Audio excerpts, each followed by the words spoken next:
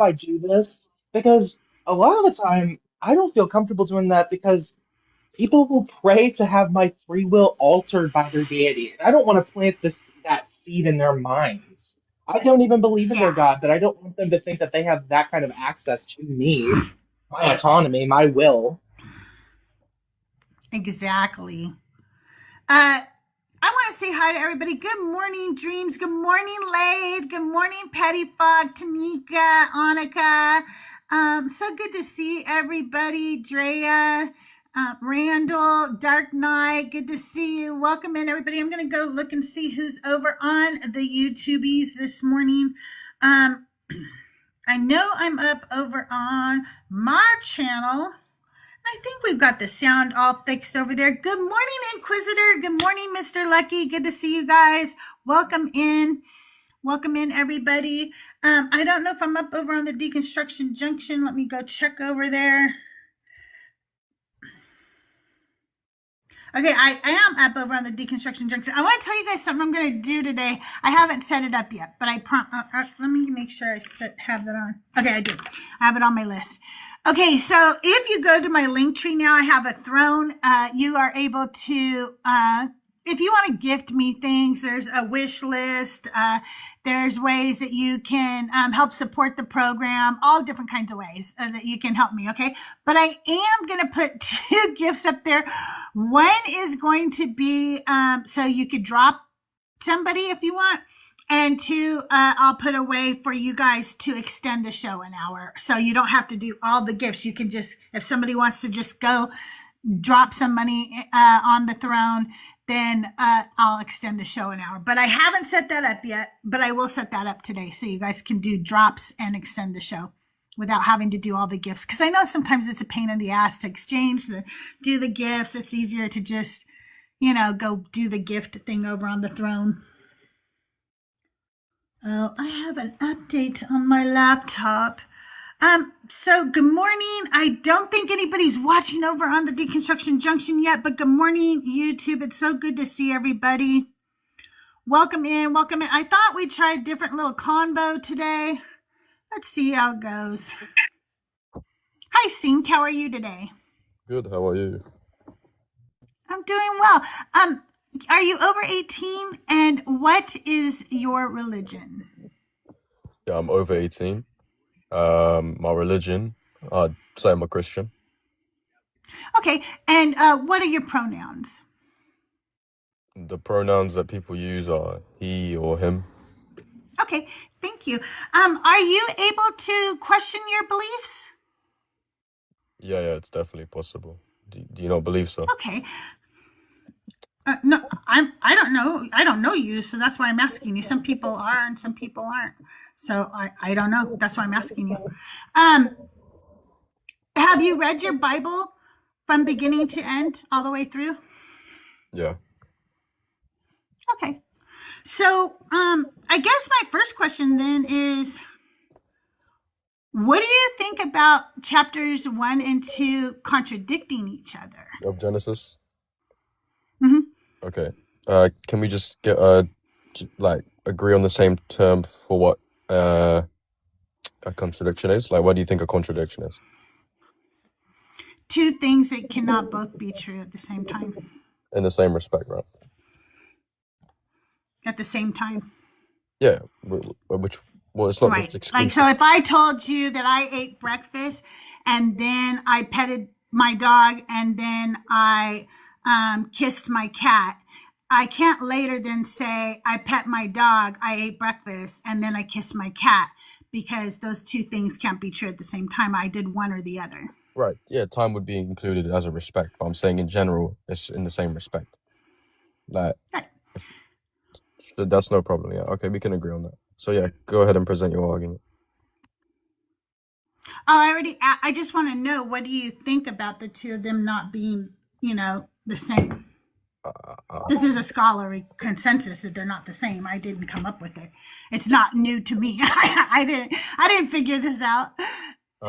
Right. So the scholarly consensus doesn't say that it's a contradiction. I don't know where you got that from, but I mean, can you show me Like where you got that from? That they're different writers, actually, is what the scholarly consensus is. Right, but I don't have to adhere to, atheistic scholars. I'm not asking you to adhere to anything. I'm asking you, what do you do with the fact that they are not the same? That is the question. With your brain, what do you do when they are not the same? What goes on in your head, in your personal head? I'm not asking you somebody else's head. I'm asking you personally, when you read them and you go, oh, these are not the same. What do you think? Do with that? Okay, so if that was the case, that they weren't the same, which I still don't believe yet. That's what my point is. I'm trying to ask you to prove that to me. But if they weren't the same, then I would say that that's problematic in the text. Yeah. But okay, hang on a second.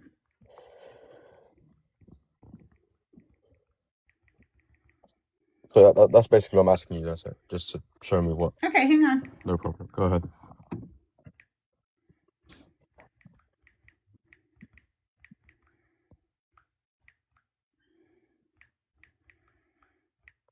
Okay.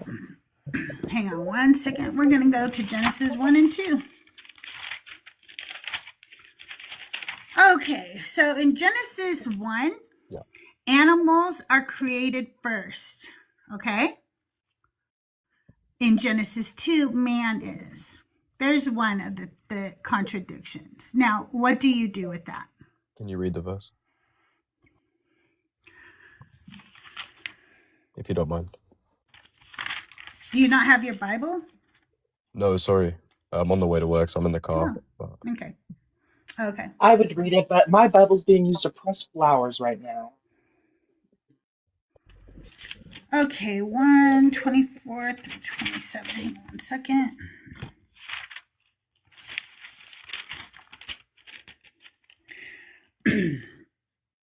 And God said, let the earth bring forth living creatures of every kind, cattle and creeping things and wild things of the earth of every kind. And it was so. God made wild animals of the earth of every kind, and the cattle of every kind, and everything that creeps upon the ground of every kind. And God saw that it was good. Then God said, let us make humankind in our image. So do we agree the animals were made and then humans were? Yeah, I believe animals were made in it. Okay. All right, so let's go to Genesis 2. All right. Verse 2:7 says, then the Lord God formed man from the dust of the ground and breathed into his nostrils the breath of life, and the man became a living being. Then go to Genesis 2:18. Then the Lord God said, it is not good that man should be alone. I will make him a helper as his partner. So out of the ground, the Lord God formed every animal of the field.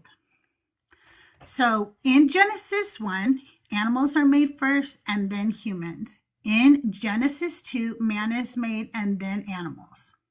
Right. So that word there, formed, right? I do think that the animals here could still be already created. They were not. You would be wrong. In Genesis 2, does it say the animals weren't created first? Yeah. It's in Genesis 2, formed means to create. Right. But so it's past tense, no? They didn't exist. He created, it says, then God created. That means after. Then tells you it was later, it was after. That word gives you the qualifier. Okay. Why can't I adhere to the idea that the human was created in this? You can adhere to any idea, but what you're doing right now is debating instead of questioning your beliefs. And so I'm wondering why you're doing that. Why aren't you questioning this and saying, that's a really good point. I should think about that further, maybe look into that more. You came up here and said, I most definitely can question my beliefs. But when I bring you something, you keep trying to debate it instead of actually question it. Is there a problem that you can't question your beliefs? Are you afraid? No, I'm not. So my belief is that the animals were first created, then Adam, then more animals were created after. You can't question your beliefs is what you're saying. You're just absolutely not. So how about when plants appear? In Genesis 1 through 11 through 12, It says, then God said, let the earth put forth vegetation, plants yielding seed, and fruit trees of every kind on earth that bear fruit with the seed in it. Yeah. Okay, and then in Genesis 2:5, it says, in the day that the Lord God made the earth and the heavens, when no plant of the field was yet on the earth, and no herb of the field had yet sprung up. Okay, so keep that in mind. Yeah. That there's another contradiction, and they go on, and that is why scholars do not believe that Genesis 1 and Genesis 2 were written by the same people. Okay. So have you heard of the JEPD? The JEPD. Mm-hmm. No, I haven't heard of that. Okay. All right. So when you see that there are contradictions with this, what you're telling me you do is you use apologetics instead of actually using critical thinking, huh? No, I'm using critical thinking. No, you're not. You're using apologetics. Well, okay, I am using. You're trying to explain it away instead of think about it. Instead of questioning it, you're literally using apologetics to explain it away. Instead of going, maybe she's right. Maybe this is written by two different people. Maybe that would explain the differences. Maybe they were two different times. Maybe there's a lot of reasons why they don't agree. But to try to pretend that they agree by smoothing them over, it just makes you look foolish, because literal scholars do not agree with you. Most of them, almost every single one of them. Jewish people don't agree with you. It's their book. Okay. And you're just trying to apologize it away instead of actually just think about it for a little bit. So if I give you a scholar that there is there's a lot of scholars that agree on my point as well. And they don't even have to be Christian. Yes, lots of Christian scholars. No, I said not. Yes, lots of Christian scholars. Tell me one atheist scholar who thinks that there's no contradictions in Genesis 1 and 2. Why does it have to be atheist? Because why, I want it to be. Why can't it be agnostic? You get Christian scholars. Why can't I have an agnostic? Doesn't mean you're not an atheist. You know that, right? Agnostic doesn't mean you're not an atheist. You can be an agnostic. You can be an agnostic atheist. You can be an agnostic Christian. I'm an agnostic atheist. Agnostic. Okay. So you're. Who's the scholar? Wait. So you're asking me for an atheist scholar, but then you're condemning me for if it's a Christian scholar. So I'm saying it without. No. You already have your Christian scholars. We know that. So now I'm saying, show me somebody who's not a Christian, who's not biased. Okay. Give me 1 second.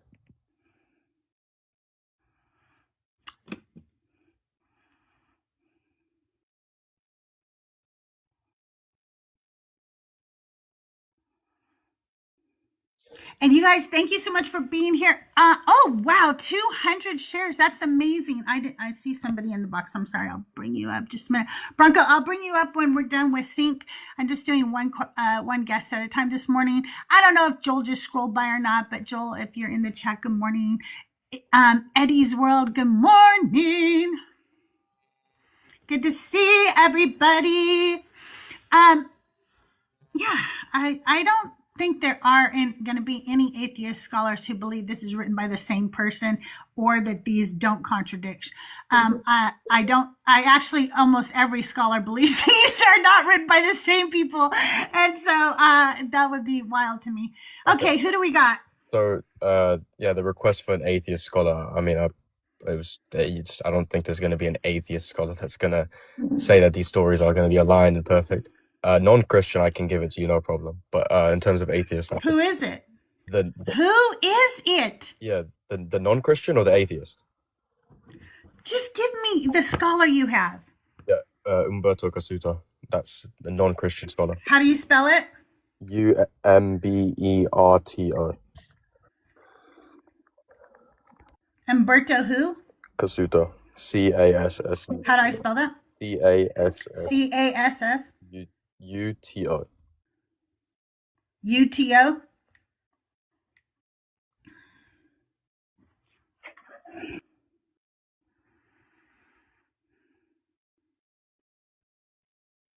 I'm just speaking for myself. I'm not gonna. Are you kidding me? You want me to look at one scholar from the 1800s from the fucking 1800s. You can even find a modern scholar. He's a Jewish biblical scholar. I'll pull up a rabbi right now who will disagree. Okay? Like, no, I'm sorry. That's not going to work. And I'm going to look. Wait, because it's from the 1800s, that's a problem. Yeah. I mean, yeah, that's pretty dated. I mean, would you look to a medical textbook from the 1800s? That's a whole different thing. Why But we'll not? The look it up. scholarship has changed. We know Because so we've much more now advanced. than we did then. Right. We've advanced in terms of medical technology, that's no problem. Right, and But we've in terms advanced of in terms of theology. We know so much more now than we did then. no, a lot of the theology and the theological people come from a way earlier time. Like philosophy So that you're just going to do an appeal to an authority and appeal of ancient fallacy on us right but now? I'm saying those scholars, when they go to school, they're actually learning Okay, about. first of all, he didn't agree that they agreed. He said they complemented each other's accounts. So no, he doesn't say that. You didn't even know what he believed, and Yeah, you went and pull him up. he doesn't believe that it's He said they complemented each other, but they did not agree. And you're saying they agree, and they don't agree, sir. They contradict each other. I don't care what this man thinks. First of all, he probably still believed it was written by Moses back then. We now know it was fucking not written by Moses, okay? No, this is a horrible scholar. Now get me a real scholar, or let's stop debating and going back to doing what you're supposed to be doing, and that's questioning your beliefs. Okay. So how about this? Good morning, Katie. How are you? Good morning, Katie. Good morning. I'm great. I thought maybe you were like calling out Thrail, but you're just using Thrail's comment. Yeah, no, I'm quoting him. I'm not calling No, him I out. kind of knew. I'm quoting him. I'm just teasing. I'm just giving you some.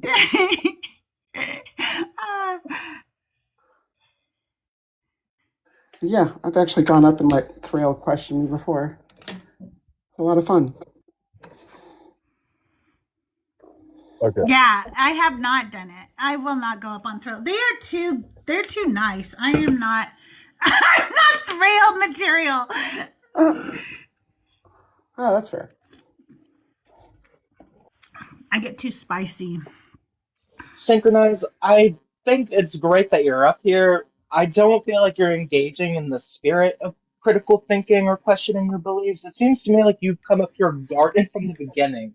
It would be really cool for you to just engage with our questions. Yeah, I was just about to, if you don't mind. So I was going to say Okay, so let's just say that the stories are contradictory, and one says that the animals were created first, and let's just say the scholars, the way they interpret it, this is correct.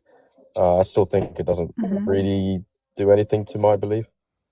I think we have enough evidence to say that Jesus existed, and I don't this really. isn't about your belief, though. We're just asking you what you think.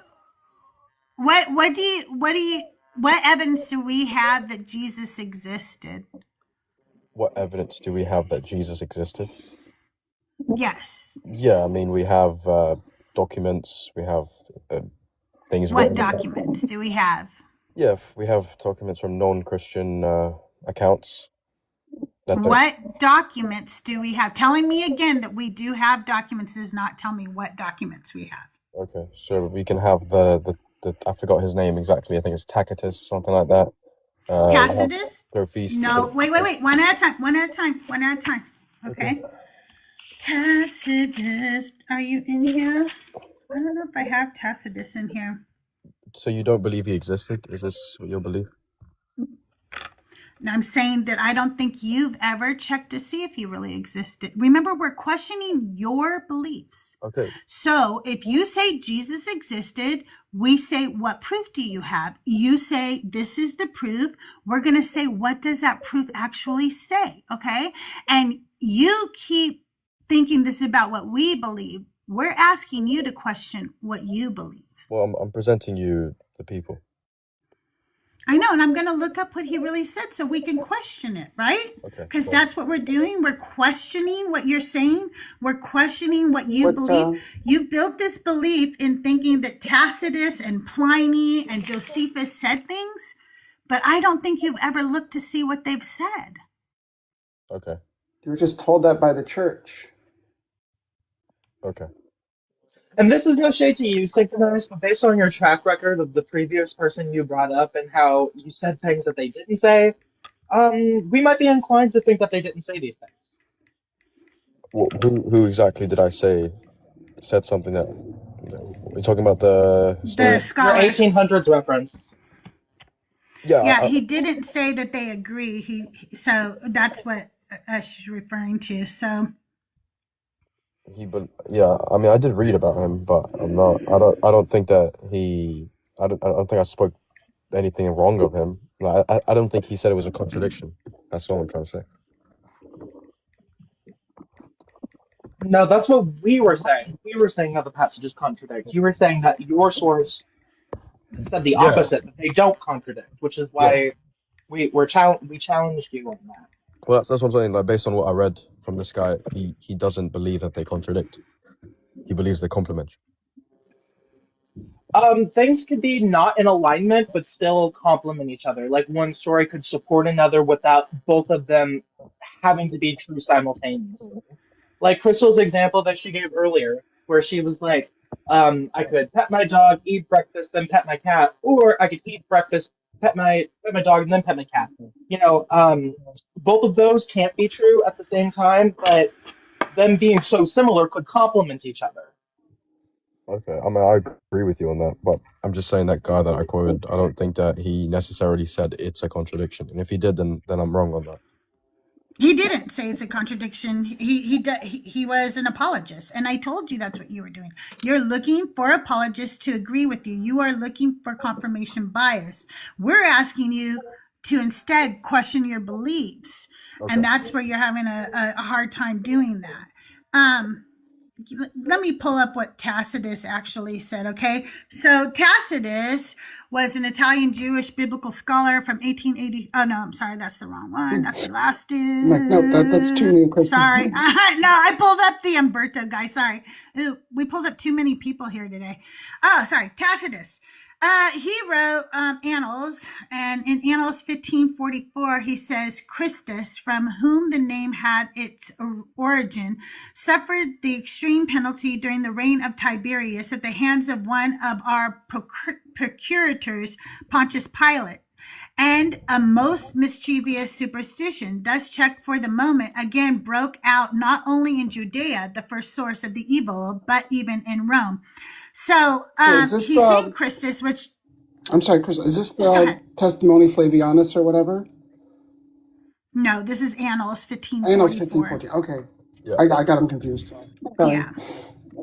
So he's writing about Nero blaming Christians for the Great Fire of Rome. Okay, that's what he's writing about. There's a couple of problems with what he says. One is that Pontius Pilate was not a procurator. Okay, he was a prefect. So there's a problem with what he's saying already. Why? We know that for a fact. He was not a procurator, and that's a big difference too. That's not a little mistake. Okay. And what people argue is, so when he says Christus suffered under Pontius Pilate, he may just be summarizing what Christians believed. He's not telling you he knows this for a fact. He's just telling you information he was told. But on top of that, there's a problem because the manuscript didn't actually say Christians at first. It said Christians with an E. And it was changed. Okay. Well, that existed before he was even around. So when you say that there are writings outside the Bible, first of all, they're written far after, okay? And second of all, they're not firsthand accounts. These are people just telling stories. So none of them actually point to the fact that there was a Jesus. If we look at Pliny in letter 96, book 10, he only talks, it's Pliny that might have been the interpolation. I'm sorry, I might have got them mixed up. But anyway, Pliny, letter 96, book 10, only talks about the Christians, and he has never heard of them. Never mentions Jesus, and he served under 3 emperors. So he served under 3 emperors and still doesn't mention Jesus, okay? He was the first person to ever write about Christ with Christians. The first mention of Christians is 36 BCE. Okay. There's a great, by the way, there's a great scholar you guys can go read a lot of this information from. Her name is Nina Livesey. Okay. Josephus in Testimonium Flaviano Antiquities 18.3.3 is an interpolation. That's one of the interpolations. In Antiquities 20.9.1, Jesus, son of Damius, is not Jesus, son of Joseph. So it's not the same Jesus.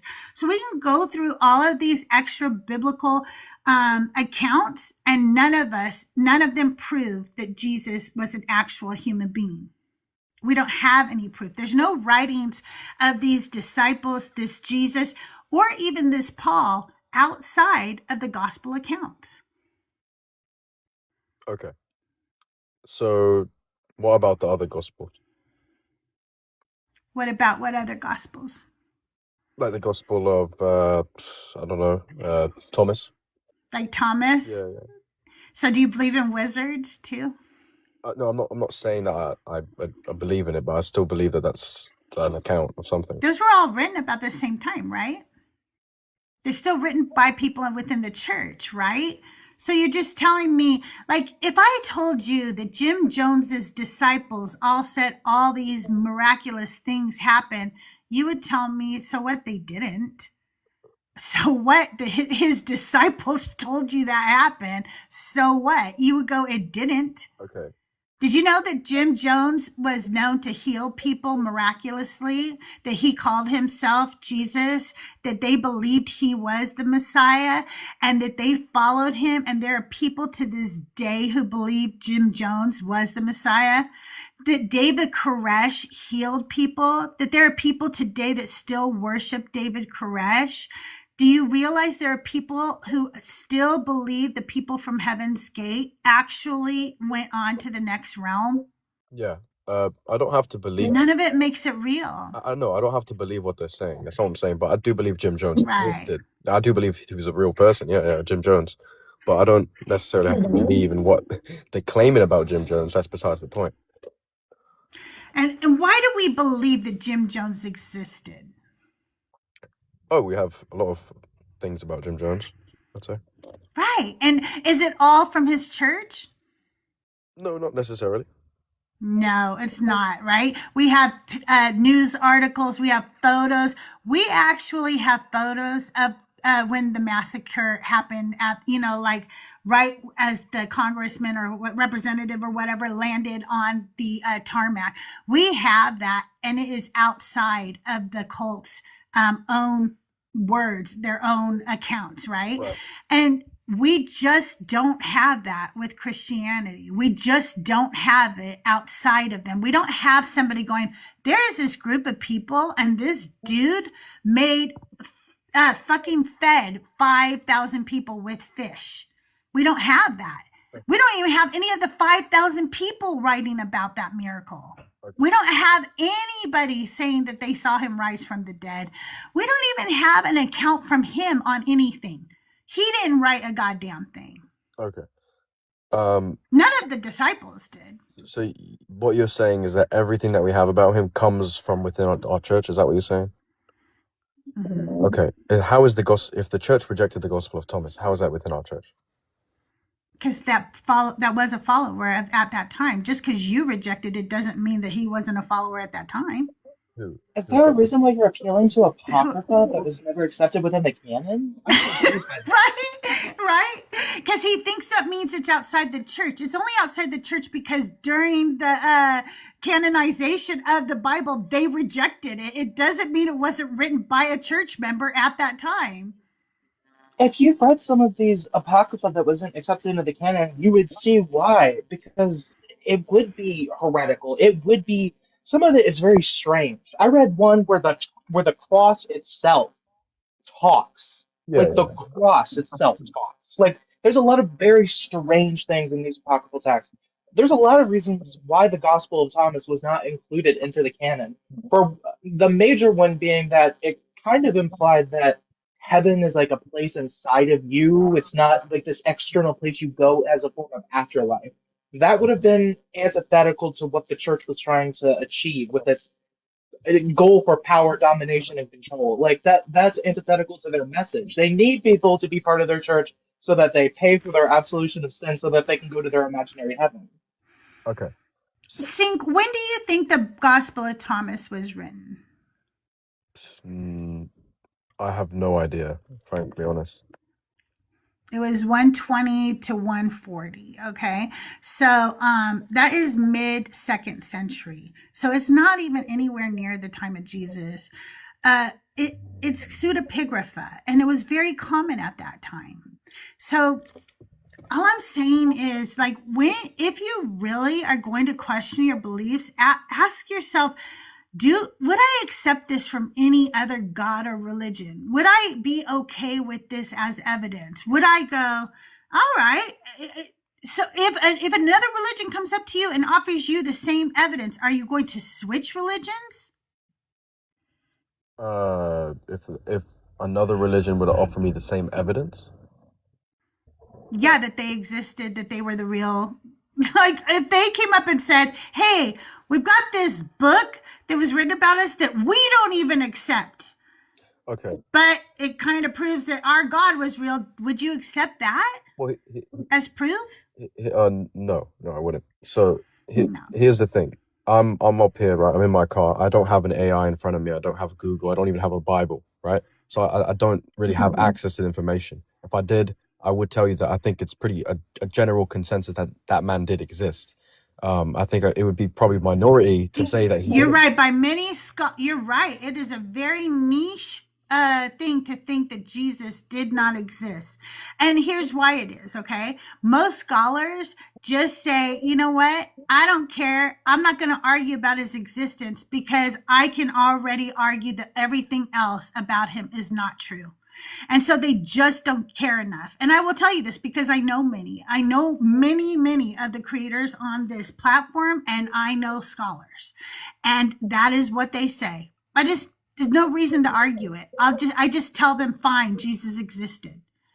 But when you actually look into it to say, hey, did he actually exist or not? You get scholars like Nina Livesey. You get people like Jaron Wangel, who went and did the stylometric analysis on writings to figure out, did he really exist? And you find out, hey, we don't actually have any evidence that he did. So I'm not telling you he didn't, but what I'm telling you is we don't have evidence that he did. Okay. So that's what I'm trying to say. I don't have all that evidence in front of me. I don't think it's fair that, like, I don't even have like a Bible, right? So I don't think it's like a fair conversation because I'm not a living Bible. I wish I was. I'm not a living scholar. I'm not a living historian. But it's aside from the scholars, like even archaeologists who dedicate their life to finding the evidence, quote unquote, I think there's no archaeological evidence for Jesus. None. So no, not saying Jesus specifically, like his body and stuff like that. There's nothing. That's not what I'm talking about. I'm talking about people who have found these, these letters and have found this stuff. I think. What have they found? So again, aside from what you just said, Flavius and Josephus and all that, those are historians, not archaeologists.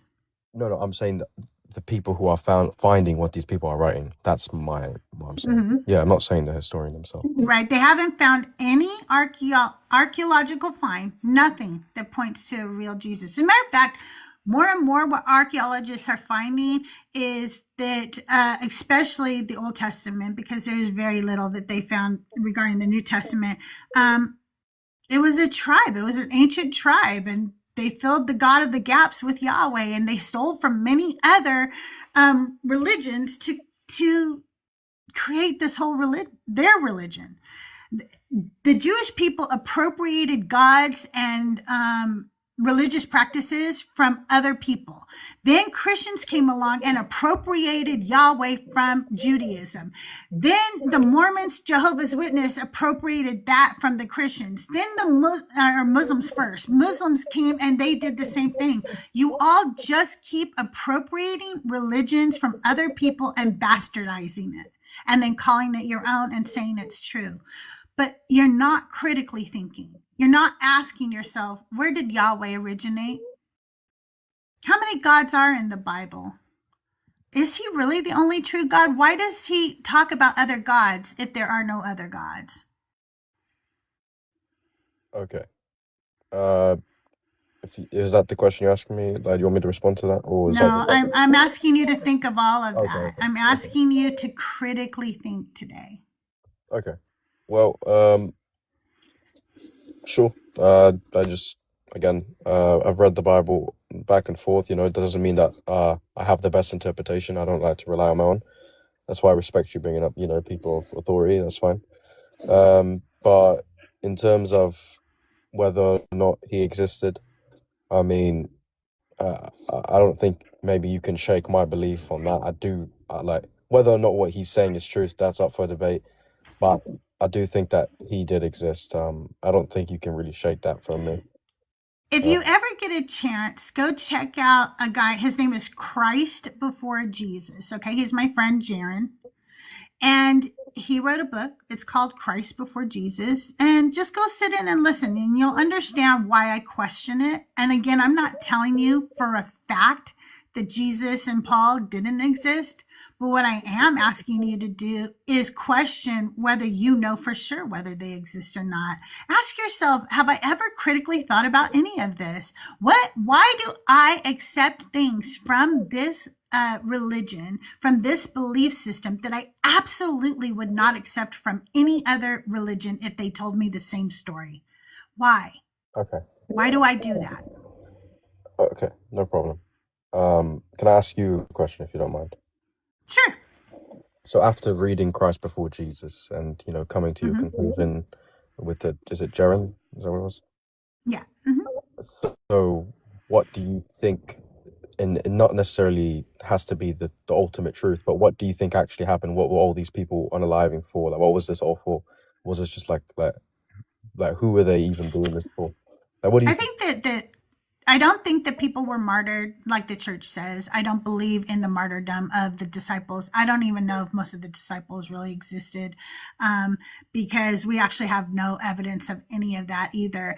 And the church lied a lot at the beginning in order to gain power. And I have a History of the Church by Eusebius. Eusebius himself tells you that sometimes you have to lie to move the gospel forward. If the early church fathers are admitting that they had to lie in order to move this message forward, it makes me question pretty much everything about the early church. And so I'm still learning it. I have Josephus's work right here. I have Eusebius here, and I'm still studying it. But I believe that there were many people who really believed that, just like I believe there were many people who believed Jim Jones and David Koresh and Heaven's Gate, and they were willing to die for it. But I also believe that you can die for things that are absolutely not true. Oh yeah. Robin, you wanted to say something. Go ahead. Yeah, so I thought I would read a couple scriptures and then I would get your opinion on them. I hope that's okay with you, Synchronize. Yeah, sure. I do have to go in about 5 minutes, preferably, but yeah, go ahead. Okay, that's fine. I am reading from the New Revised Standard Updated Edition, which is the best Bible that you can choose from. It's what scholars use. So I'm going to be starting from Psalms 51, verses 16 through 17. For you have no delight in sacrifice. If I were to give a burnt offering, you would not be pleased. The sacrifice acceptable to God is a broken spirit, a broken and contrite heart. O God, you will not despise. Then, if we go to Isaiah chapter 1, verses 11 through 17, uh, what to me is the multitude of your sacrifices, says the Lord. I have had enough burnt offerings of rams and the fat of fed beasts. I do not delight in the blood of bulls or of lambs or goats. When you come to appear before me, who asked this from your hand? Trample my courts no more. Bringing offerings is futile. Incense is an abomination to me. new moon and Sabbath calling for canification. I cannot endure solemn assemblies with iniquity. Your new moons are appointed. This is all about sacrifices. Now, then, if we go to Hosea 6:6, it says, "For I desire steadfast love and not sacrifice, the knowledge of God rather than burnt offerings." So here we have the God of the Bible on two different occasions saying, "I think that burnt offerings are an abomination. They shouldn't be done to me." And then you have another one saying, um, that I want burnt offerings. And if you're not giving burnt offerings, then you're not worshiping me properly. Right. So, my response to this, right, and I'm not a scholar, but from what I've heard you say, I do think that Yahweh has a preference. He even says, "I desire, I desire mercy and not sacrifice." I think that's another verse too. So I think that there's a preference in terms of like saying that this burnt offerings is a ruling that's actually what is supposed to happen, but Yahweh would prefer another way. Not saying that this is not what's supposed to be done. It is what's supposed to be done, but there is a way that is better, that is to come. That's my answer to that. But how do you reconcile that the God on two different occasions? Well, actually, I pulled up three sources. On two occasions says yes, you need burnt offerings, and then on a third says no, burnt offerings are an abomination to me. How do you reconcile that? Okay, assuming what you're reading is, the correct translation, all that, I can't reconcile that, right?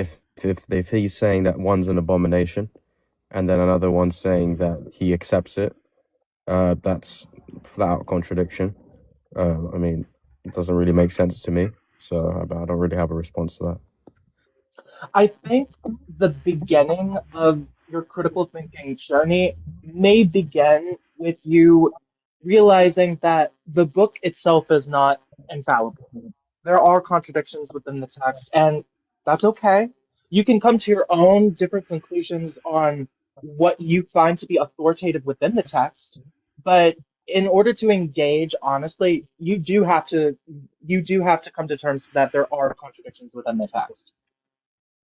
And you know what helped me a lot was when I realized that I know people say it, but I don't really think they understand. The Bible is never supposed to be one book. It was several books written by several people over several, whatever, many, many years, right? And in a worldview where you say, oh, this is just like any other religion that I don't believe, it makes sense that there's contradictions because these people wrote at different times and different people.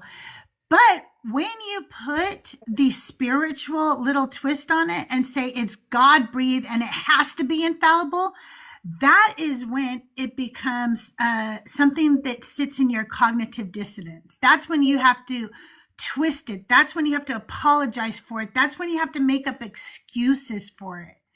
And that's when you have to, hey, Dugald, good to see you. That's when we're asking you to put your critical thinking skills on and say, why am I accepting that with this, but I would accept it with no other? Right. I mean, I just said it doesn't make any sense what she just presented. I'm not going to be dishonest. Right. I think anyone that's going to try to climb their way around that is quite dishonest. But Yeah. I think regardless, you're right. I mean, these are infallible people as well. I mean, even in the Christian context, I mean, they're not perfect, right? So there's Right. gonna be some sort of, whether it's like textual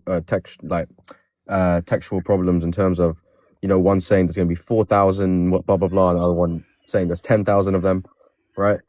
Again, I don't think that's the basis of my faith. I don't think that like the Bible. I know there's some Christians that take the Bible as the sole authority and the pillar of truth, but for me, the pillar of truth is my church. I do believe that.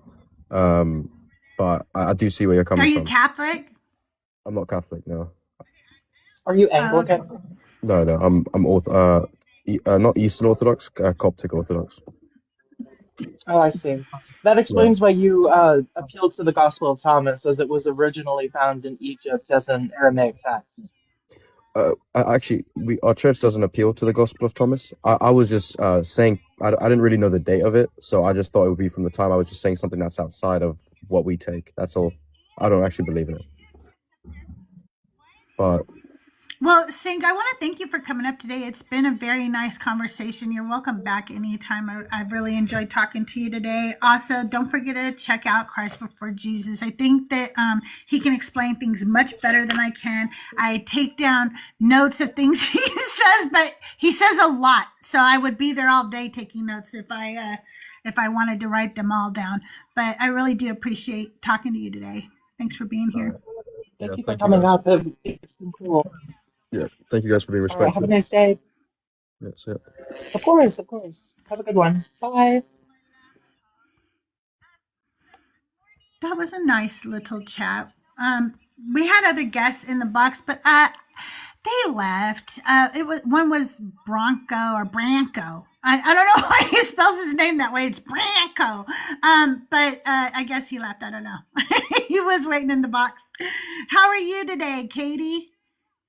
Pretty good. Pretty good. Just getting some stuff done.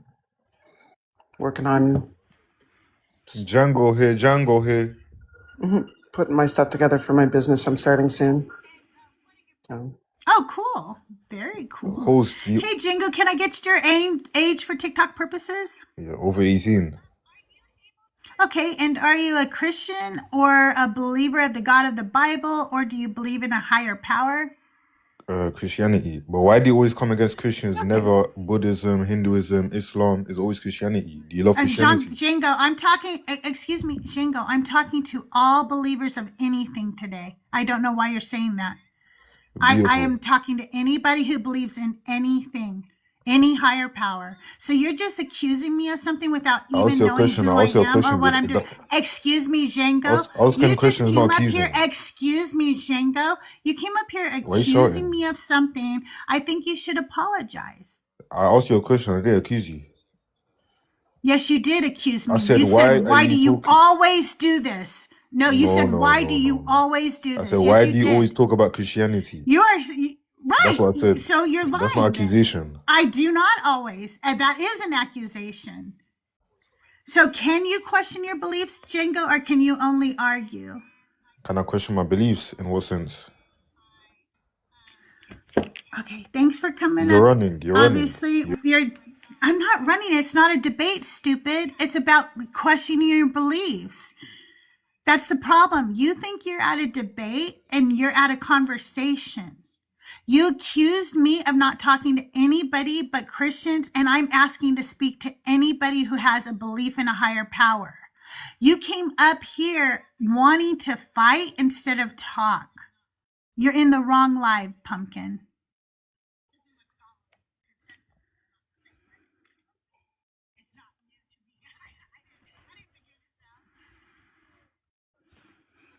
What?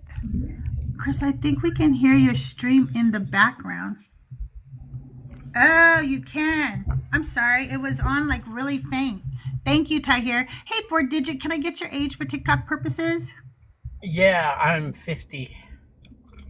Okay. And do you believe in a God or a higher power? Well, according to your prompt, yes, I can question my beliefs, and currently I'm not really sure what I believe. I grew up Okay.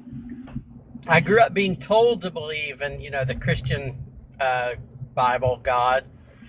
I'm not really sure what I believe now, but I think just for the sake of conversation, it's important for people to know, like, when you start questioning your beliefs, it's really hard. Like, it's really like Yeah, it is. it's a difficult thing, and I think I join lives and just kind of share that perspective. So I grew up, 40 years believing one thing, and then about 10 years ago, I started questioning everything, and it was one of like the roughest like parts of my life to just allow yourself to question that. I don't think people really talk about that aspect of it. Can I just offer this? I've been Yeah, deconstructing sure. for over 20 years at this point, which is Right. That's weird to think about. It gets easier. Yeah. I will definitely agree with that. It gets easier. I still have way more questions than I have answers, but I think you kind of start to make peace with that not having answers and just allowing yourself to question things versus when you first start that process of questioning what you believe. That's difficult, but it does get easier for sure. Yeah, I think some of that is too that pain also comes from the fact that you just realized how lied to you were, right? Yes. And you can't even really necessarily blame your parents for it because they were lied to too, right? Right. Yeah. And on down the line, but yeah. So in my case, and it's your community. It's everybody, right? Like, because in my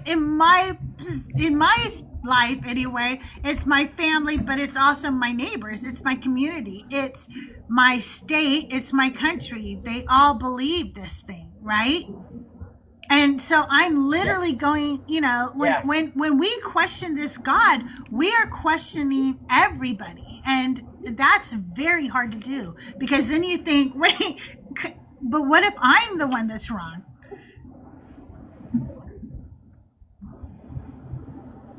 Yeah, you do. And like you said, it is a case of like my dad's a minister. His parents believed, the thing that they taught him, and it's the people that are closest to you that kind of indoctrinate you into a theology that's I consider now very harmful.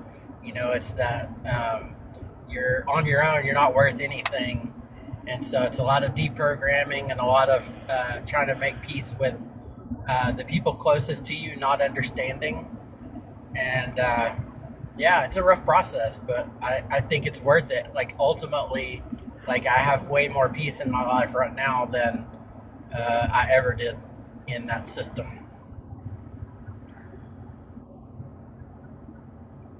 I love people in the chat. Like, there's nothing, like, you cannot just have a nice conversation up here. You keep questioning and forget to enjoy life and lonely internet life. First of all, my internet life is not lonely. I have some of my best friends right here on the internet. I have the greatest community I could ever ask for right here on the internet. And we do things together. Like, we actually socialize. We're doing a little sleepover on my channel, on my Discord, and we're gonna play Dungeons and Dragons on my Discord. We actually have community here. I don't know why people are so sad in chat and can't handle that people are enjoying a conversation and just enjoying each other's company. That's the way I think some it people bothers are. I was going to say, I think it bothers a lot of believers, especially of the Abrahamic background, that you don't need the God in order to build a community of people around each other, to have fellowship of people who love and support each other from all different backgrounds. That you don't need a God to do it.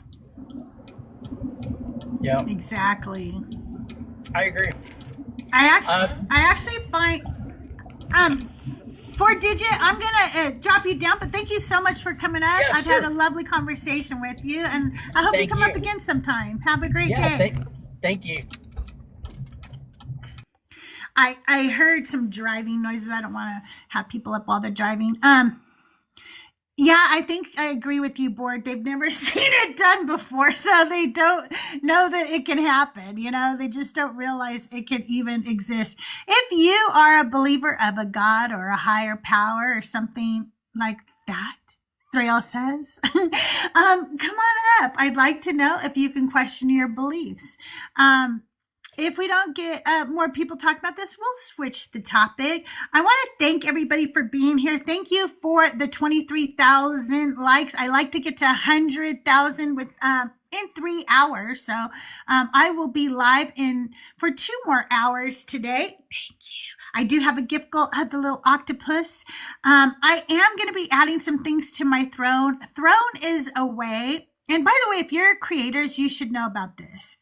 Throne is an app. It's a way for people to gift you, to send gifts to you if they want, without having any of your personal information. Okay. I was finding that people had too much of my personal information when they were sending me gifts through different apps and stuff like that. And I don't want everybody to know my personal information.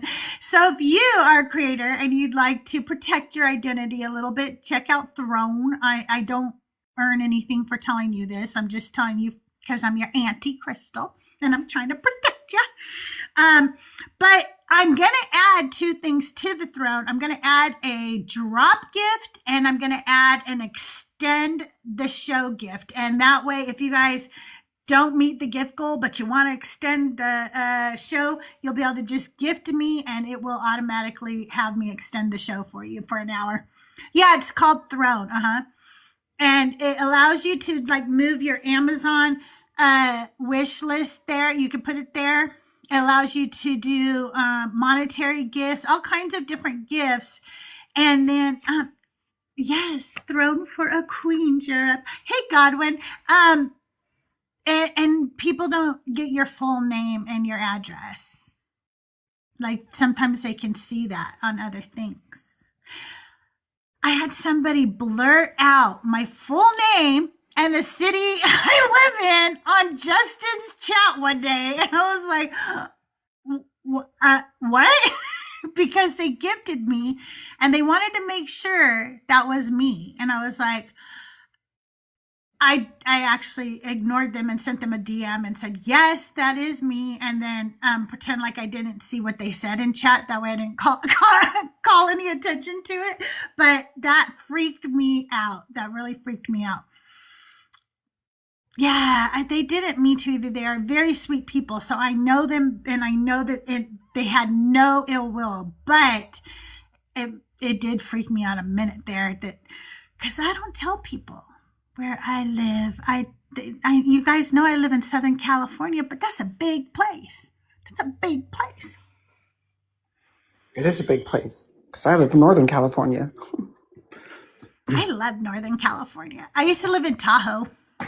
Oh, that's so beautiful. I would live there again if I could. It's still snow. Well, I don't know if it's snowy right now. Maybe I'm just a weirdo. I've never been to California, but if I was gonna go to somewhere on vacation, I'd want to go somewhere cold. I want to go to like Colorado or Vermont or something. I wouldn't want to go to California. Oh, go to Tahoe. You could go, go to Tahoe. You could go to California and be cold. Actually, where I live, and without doxing myself, I live very close to the mountains and the beach. And so if I want to go to the beach today, I could go to the beach. But if I want to go to the mountains, and there is snow in the mountains right now, I could be there within an hour.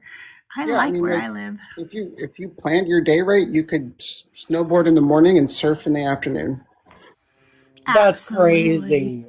Yep. California has all the different terrains. It's so interesting. I live in Missouri. Yeah, we have desert too. Yeah. I lived in Kansas for 15 years, Robin. I'm so sorry. So I wasn't far from you. I know. I was sad. West Were Coast you in the is best KC coast. area? No, I was in the Wichita area. Oh, But gross. we would go up to I'm KC so a lot. sorry. Yeah, no, I used to go to Wichita almost every summer for a little bit because that's where my grandparents lived, my mom's parents. It's pronounced Wichita. Wichita. Wichita. I'm Hickataw. from Missouri. Not to dox myself, Hey, but I do live at the gateway to the west. Oh, I have other friends that live in that area. Hey, they, can I get your age for TikTok purposes? Oh, guess that was an accidental join.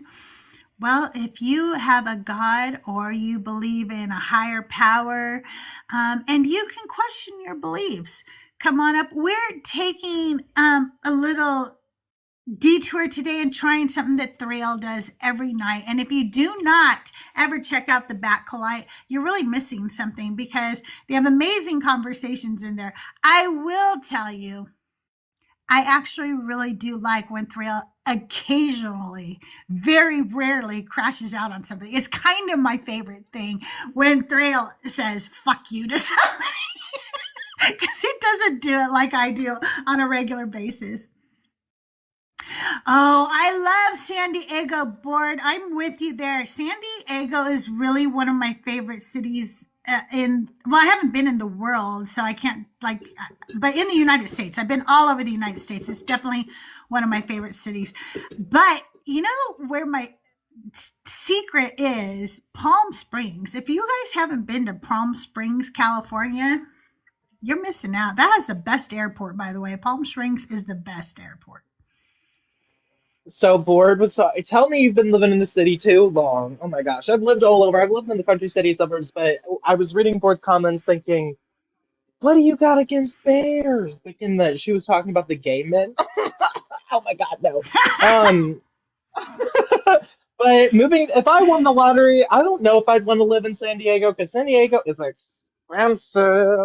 I know people that live in Yeah, that but area. you won the lottery. But you won the lottery. Yeah, I So got you that can frugal afford mind it. though. Oh, Also, okay. my dad growing up used to spend.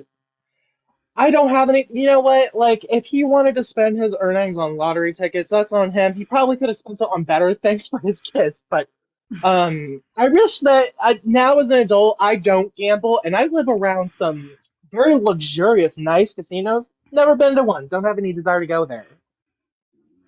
Oh, I am not okay. So I just had this talk with somebody the other day. I like to gamble, but when I gamble, I figure that it's just a night of entertainment. So I go, hey, tonight I'm going to spend $80. That's what I'm going to spend. So I don't expect to win anything. I expect to put $80 in a video poker machine, by the way. It's my favorite thing to play.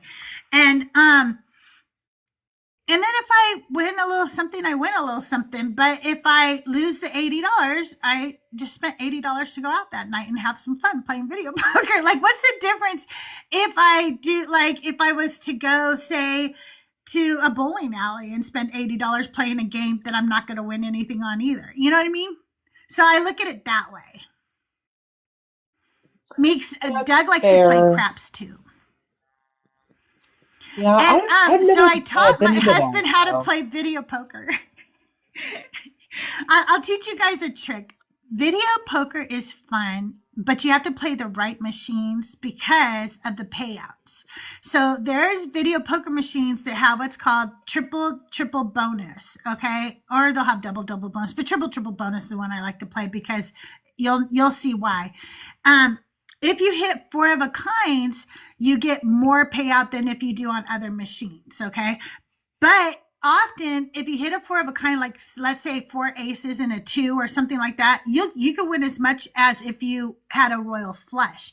But the thing is, the odds of you hitting a 4 of a kind are much easier than if you hit a royal flush. So I'm actually helping my odds by continually going for a 4 of a kind. And so I end up usually breaking even or winning a little money because I don't play to win the royal flush. I play to win 4 of a kinds. Does that make sense? Do you guys understand the math of Yeah, what I that just does make said? I sense. do. So anyway, that's my little tip. And if I can, I play nickel video poker because then $80, shit, I'll play all night and be drunk as fuck and still be on my little nickel machine, okay? But since they got rid of most of those, I have to play quarters now, which sucks because it's more per bet. I do like playing board games. I love that. You know, I fun like that fact, too. whenever I don't know if you recall this conversation we had, but I was talking about how I was like, dang, I'm gonna miss Vic for being here, and then I ended up showing up. That's actually because while I was over at my friend and neighbor's house, he began to projectile vomit blood and he had a medical emergency. So he had to leave Oh my and God. yeah, I know. We found out that I forget what it's called, but he was in diabetic shock. That's how we found out he's type 1 diabetic. Oh, Um, oh my yeah. God. Well, Ketoacidosis? yes, thank you. I forgot what it was Okay. called. It's a really long thing. I'm really familiar with type 2 Yeah. diabetics because that's what runs in my family. But anyway, I was like, it really sucks that, board games canceled. I was more worried for my friend, of course. But we had a little group there and we were having a great time until that happened. Well, funny enough, it made my day to be able to come and hang out with Thinker and the panel and play Divine or Decline. That was so awesome. Oh, good, good. I'm really glad that you got to join us for that. That was really fun. That was such a fun show. I had so much fun with Thinker. We were laughing so hard the whole show. It was just a really good morning. I'm scared of Thinker playing Divine or Decline. She's powerful. Damn. She is. She is. But I can't wait to play with her against some Christians. I haven't set that up with her yet, but I'll get with her and I'll be on her show one night and we'll try to get Christians to come up and play Divine or Decline. So you guys are going to have to pay attention in my Discord. I'll let you know when I'm going to do that with her. If you are a believer of a God or a higher power or something like that, come on up. We want to know today, can you question your beliefs? I hear people say all the time that not only can they question their beliefs, but that they do it all the time. But then I feel so much resistance once I start asking them questions. As you even saw with Sync was super nice, but you could feel the resistance, right? Yes. Yeah, because Yeah, they for take sure, for sure. it registers as like a personal attack in the limbic system, right? It causes like this really, really true fight or flight response because when they're really indoctrinated, you can't question that because it just causes a lot of distress. That's something Yeah. I talk about a lot, Katie. They have a hard time separating themselves from their God, especially if they have the belief that their God is inside of them, like the Holy Spirit like dwells within their body, all that. If they believe that they genuinely have a relationship with the supreme creator of the universe, then yeah, whenever you challenge their beliefs, it's going to feel like a personal attack to them because they can't differentiate the two. They feel like they're one, but they're not.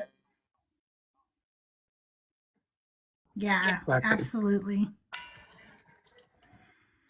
Also, Crystal, if you're ever something that I like to do is there's all kinds of board games that are meant for adults to play. Me and my friends, we play them all the time. If you ever want to have a brownie or a little smoke or a glass of wine or something like that, I highly recommend it. It's a lot of fun. I would love to do that. And I think there's a way we can do it on Discord too with like Jackbox games or something like that. And then only when like if I buy it for the Discord or something, I think that all of us can play it. So I might have to do something like that. I know that I'll have to talk to Steve, the mod on Deconstruction Junction, because he does it for us on Saturdays on the Deconstruction Junction Discord.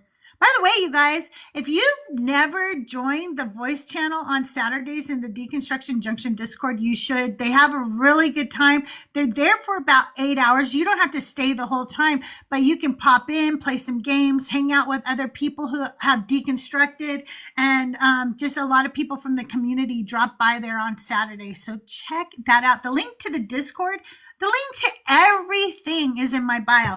And speaking of that, I keep forgetting to get rid of this little bar down here. But let me tell you something. Everybody, we've talked for a while now.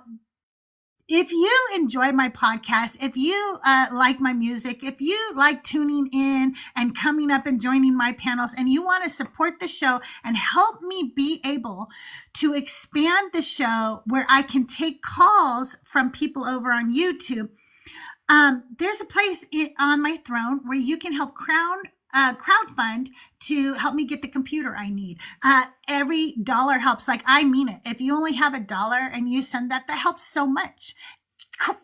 Darren, I was talking about you. Come on up for a minute if you have a minute. I'm sending people to you, Jaron. Yeah, we I all don't know if send he can people come to up, you, but Sharon. We do.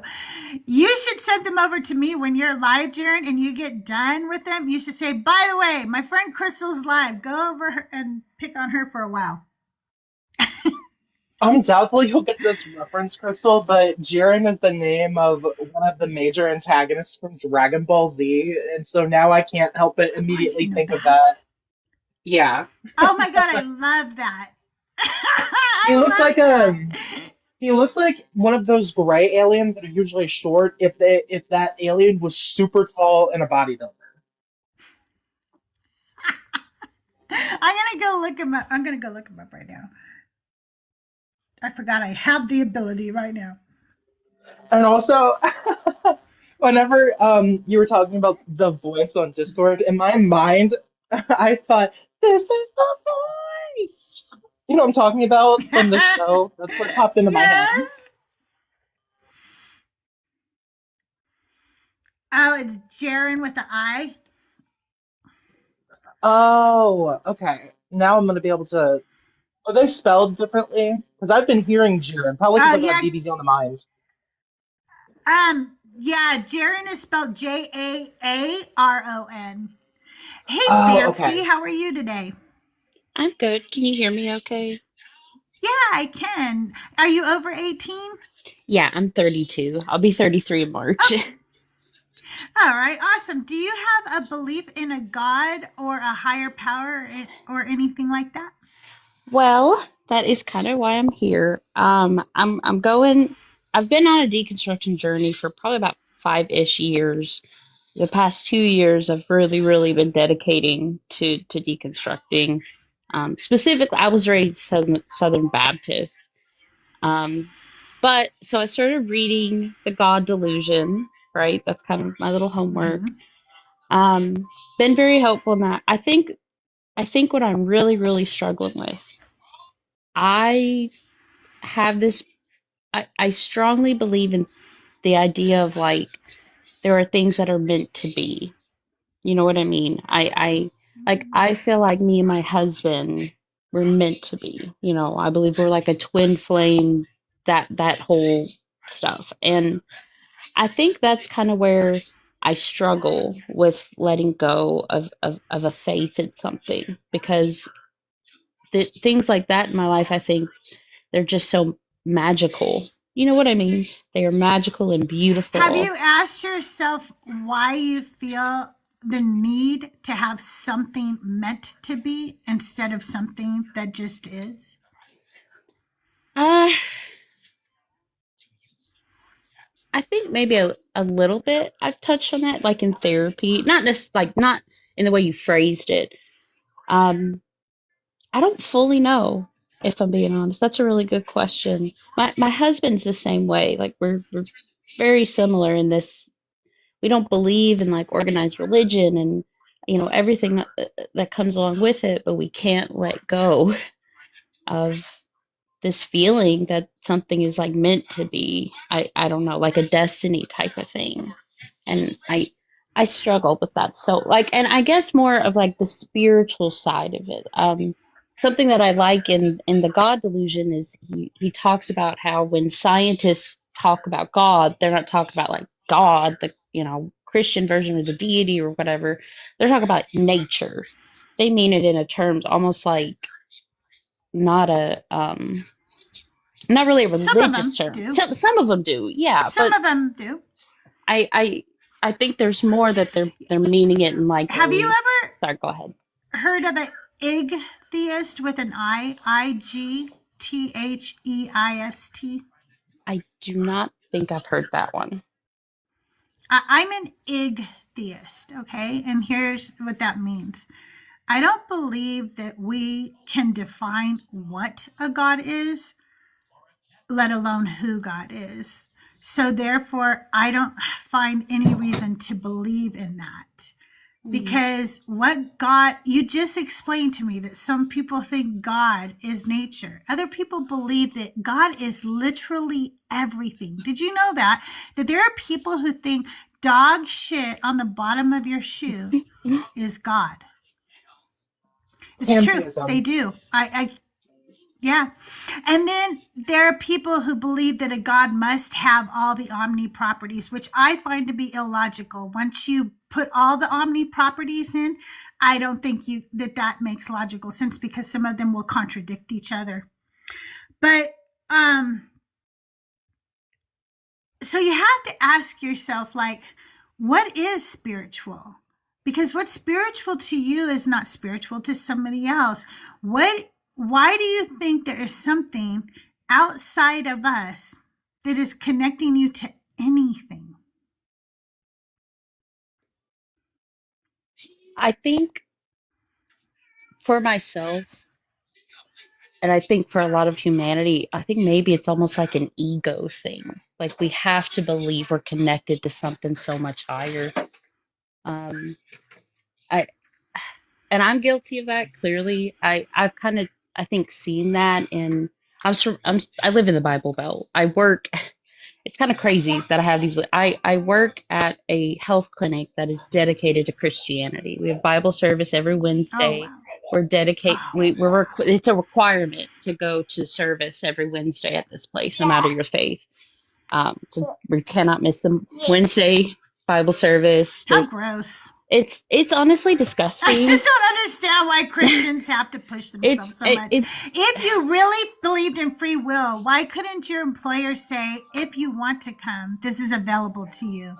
Because exactly. if the Holy Spirit leads you to be here, he will lead you to be here. But they don't really believe in the Holy Spirit. See, that's the proof right there. They believe this God has no power, so they have to force him on people. Mhm. I'm sorry. I digress. Go ahead. No, I please rant about it because where I live, listen, where I live, this is everyone loves like that this place is a Christian and it's so like they give patients little Bibles. We have a preacher on payroll to come do spiritual counseling to people.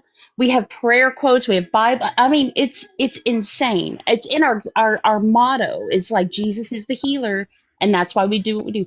Okay. And I also want to point out, I've been in the medical field for 10 years, and this is probably the most unethical, insane, poorly managed, selfish place I have ever worked. And I've worked for some of the like Of course. biggest places in my state. Okay. It is disgusting the behavior that this place has, but you sure bet your money that they say it's all for God and that is the reason we're doing all this. I want you to rant about it. Honestly, I need more people to like be upset about how crazy this I'm place gonna is. let I'm gonna let Robin say something. She wanted to say something before I rant some more. But Robin, what did you want to say? So, firstly, Fancy, I want to say your PFP is fucking adorable. Oh my Thank you. goodness, it's so precious. Secondly, I want to say it is gross and disturbing that they are forcibly trying to indoctrinate people into their religion, and they should not get any state funding if they're going to be doing that shit. That is weird and inappropriate. And them making you sit through almost like a church service as Bible study as situation, that's very unethical, and I'm surprised that they're able to get away with that. Eventually, hopefully, somebody with some money will sue their ass and they'll stop doing that. But the main thing I meant to chime in about is I'm a believer in evolution. I think that all animals have some sort of superpower to some extent. They need something that is going to allow them to be able to exist. They have to have something that they specialize in order for them to continue to exist. Otherwise, they'll eventually go extinct. They'll get wiped out. With human beings, that is pattern recognition. And we're able to see patterns so well to the point that sometimes we recognize patterns in things where there are no patterns. And if you come from a superstitious background where you are taught to believe in a god and you're indoctrinated into that, it can be a very long time for you to shake that belief. And if you're seeking patterns everywhere, I don't think it's necessarily ego driven for us to think that there's something greater than us that's beyond our understanding. I feel like it's a very human thing. What you're talking about is just something that's human like. That's a really, really, I think, beautiful way to put it. It's human. It's human to feel. I almost wonder if it could be kind of put with like the emotion of hope, maybe like a different word for hope. You know what I mean? Like this very human, beautiful feeling of like, yeah, this is exactly where I'm supposed to be. That's kind of how, that's that feeling. You know what I mean? Yeah, absolutely. I will tell you, it was very hard for me when I was deconstructing to come to terms with the fact that I didn't have this God who gave me purpose. It was very confusing to me because that's what I had my whole life, was a belief that a divine higher being gave me a purpose that I might not even know what it is. It was like some kind of magical, holy, anointed purpose on this world. And you know, and he was going to use me for his, I don't know what the fuck I thought. Okay. You know, whatever that magical feeling I felt. And when I realized, oh, holy shit, there's no God, which means I don't have that purpose I thought I had before. What does that mean for me? And then I continued to like live my life. And the very first time, well, not the very first time, for several times after I realized I didn't really believe anymore, I was deconstructing, but I didn't know that was the term for it. My Christian friends sometimes would come to me and say, hey, can you pray for me about this? And I would say, oh, yeah, well, my faith isn't very strong right now. So no, you should probably ask somebody else or whatever, because I knew I wasn't going to pray for them. And I'm not a liar. So I didn't want to say, no, I'm not going to pray for you. So I just would say like, oh, my faith isn't strong right now or whatever. But then I started thinking, what am I supposed to do when my friends come to me and they have a problem? I can't even pray for them now. How am I supposed to help them? Oh my God, I have no magical powers anymore. I used to have these incantations that I called prayers, and then that incantation somehow magically did something in their lives and their lives changed. But now that I realize none of that was actually true, and that explains why half of them didn't get their prayers answered. More than half probably. What is it that I'm supposed to do? And then it dawned on me, like, I need to get off my ass and actually help my friends. So when my friends come to me now and they say, hey, I'm having this problem, sometimes they might say to me, like, I need money, and I don't have money, so I can't like give them money. But maybe I know somebody who has money that I can ask them, or maybe I could do a fundraiser for them, or maybe I can help them think of a way that they can get the money, or maybe I can find low cost, whatever they need, because I used to be a reseller. So I'm really, really, really good at finding deals for people, but it doesn't matter. I just need to do something. Instead of the prayers that were empty, the magic that did nothing, I now am responsible to do something. And guess what that did for me? It gave me purpose. Because my purpose is the other people in my life. My purpose is given to me every day by the relationships I have with the people in my life, my children, my husband, my friends, this community. They give me purpose every day, and it could be different every day.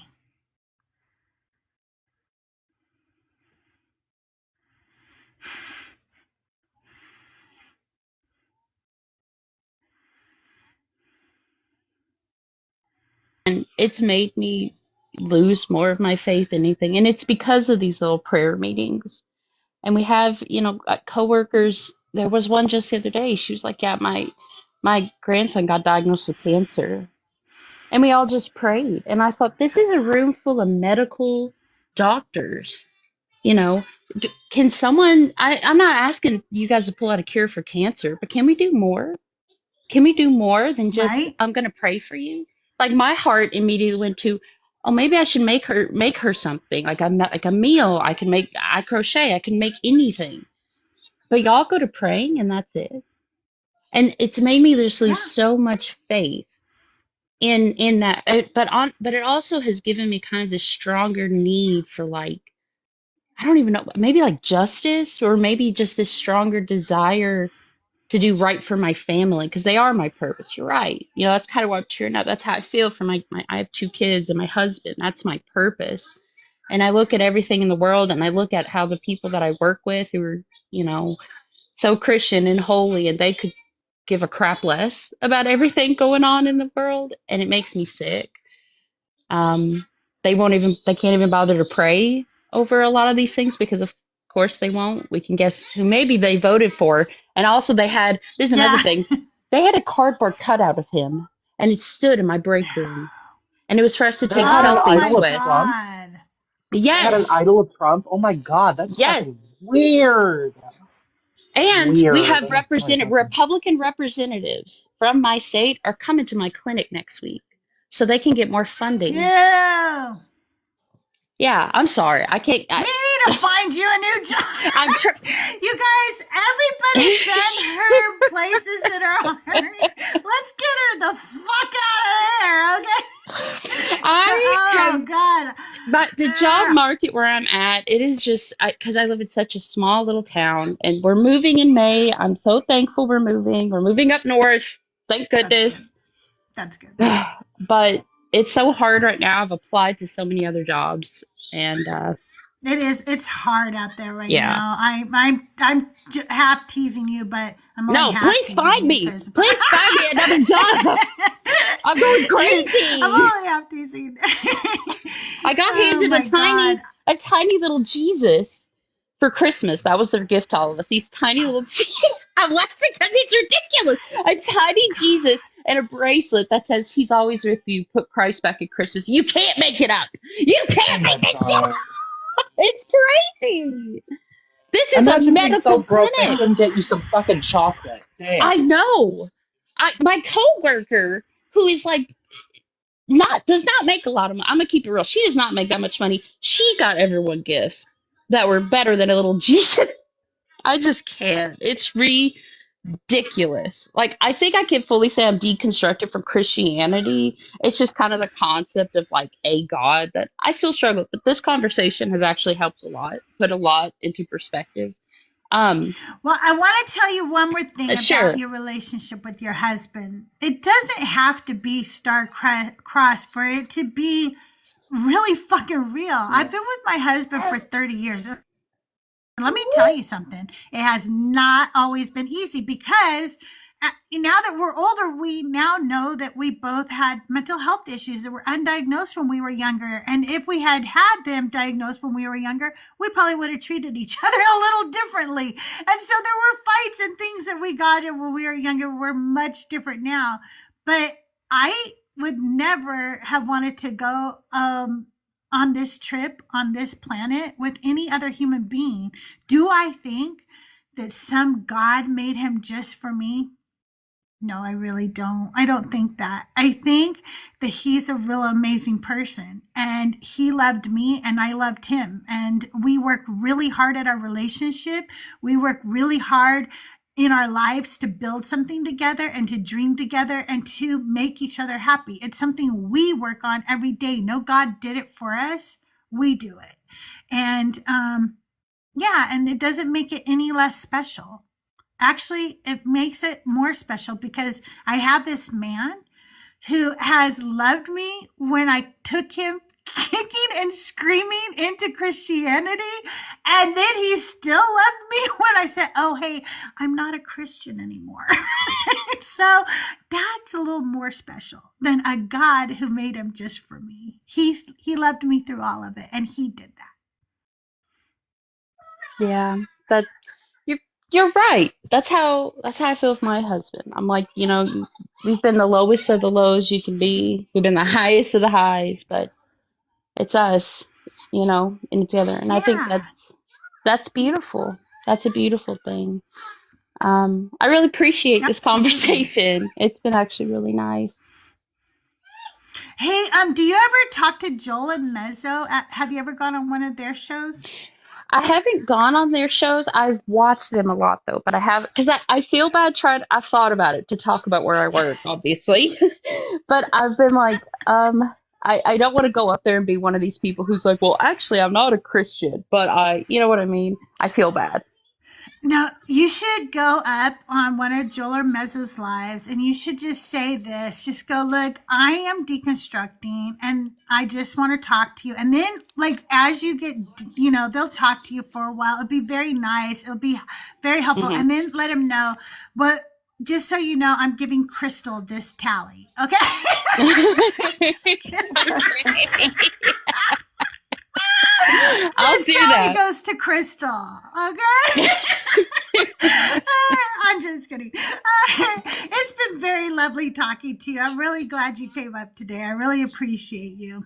Of course. Thank you so much. Keep doing what you're doing. It's great work. Thank you. Thank you. I appreciate it. Oh, okay. I'm sorry, Fancy. I know you hear me now. Fancy, have you joined our Discord? The Oh, Deconstruction Junction? no. And I would like to, but I'll be honest, Okay. I'm on a Discord cleanse for a couple months because I was in too many. Okay. But I would still like the link very much Okay. because my husband will join it Okay, and tell me. the link is in my bio, and then there's a link to my Discord as well. My Discord is very small, but we do like some fun things in there. We're doing a sleepover where we're all going to watch Twilight because I hate vampire movies and they're making me watch it. And we're going to play Dungeons and Dragons one night. But the Deconstruction Junction Discord is a huge Discord, and that's in my bio too. There's about over 6,000 members in there now. They do Saturday events. We just did a singles mingle event for people. We do fundraisers in there. Recovering from Religion has a channel in there. So if people need help while they're deconstructing, you can get it. Just simply go to the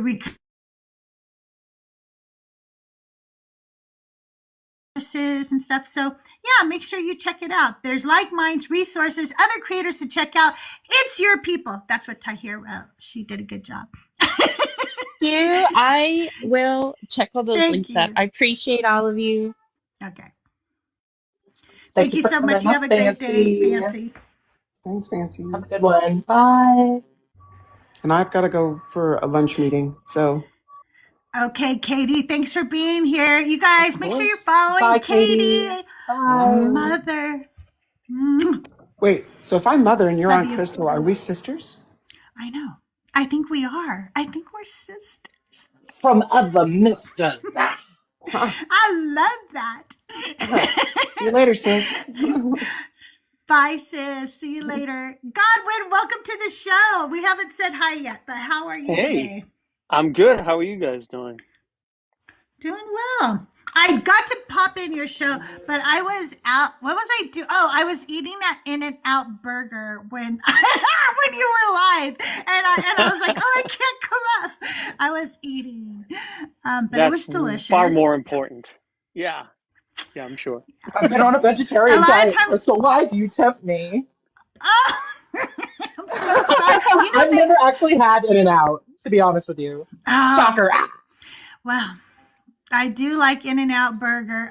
We go out on Saturdays like to estate sales and stuff too, because as I said, I used to be a reseller. As a matter of fact, one of my old clients was doing an estate sale. She was so happy when she saw me because here's what I used to do. I used to buy all the jewelry and all the clothes, all of them, all accessories, shoes, every freaking thing you can imagine at the end of an estate sale. And it was a lot of work. I eventually grew to the point where I could open a warehouse. And then I got into business with family, which I didn't want to do. I tried to tell Doug, I don't want to do this, but he saw potential and he wanted to help his family and stuff. So he talked me into letting them be a part of it. And they all bailed on me, and I ended up losing my warehouse and everything, and it really sucked, and I sunk into depression. But after realizing I didn't want to go back to reselling full time, and I hadn't really done it in a while, but I still like to do it. And now I'm going to be doing it because it's going to help me finance my computer. But I have to show you guys something. Did you guys see the other day when I showed the Marys that I got at the estate sale? Let me show you the Marys I got. They were nice. I like them. I haven't seen them with the so rainbow lights cute. though yet. I'm excited for Rain's I haven't Mary. got those yet. I need that. Okay, so look at my Marys. I Oh love my my goodness. Marys. It's almost a lava lamp. And I'm right, like she glows. I'm gonna put like a color LED light in her so I could change what color she is. Just Oh, the because ones Love that shouldn't that. she be swirl, able to you know, the change ones that color? constantly change, you know?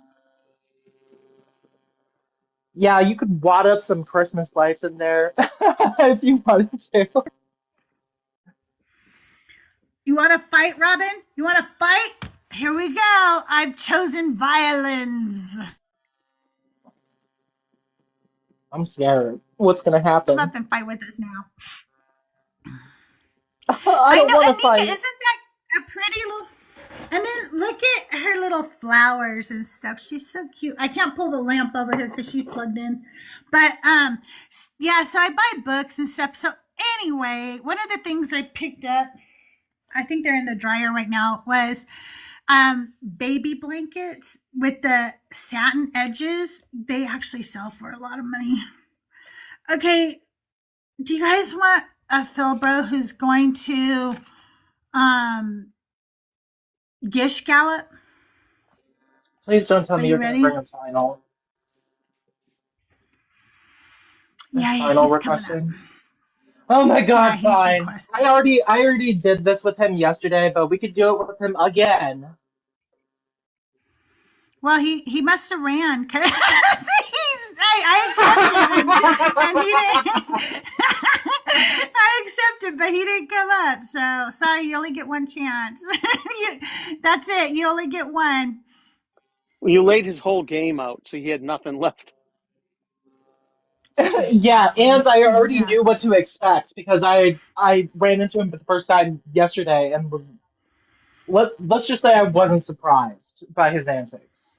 Also, not that he's here to hear it anymore, but like the Duke Nukem SPFP is very telling the kind of person that he is. I That's know. This hilarious. guy loves himself so much. I've watched it like on Joel and Mezzo's lives before, and they crack me up the way they handle him. They're so not serious, the entire time they talk to him. Which character is this? Who's the Phil Brown?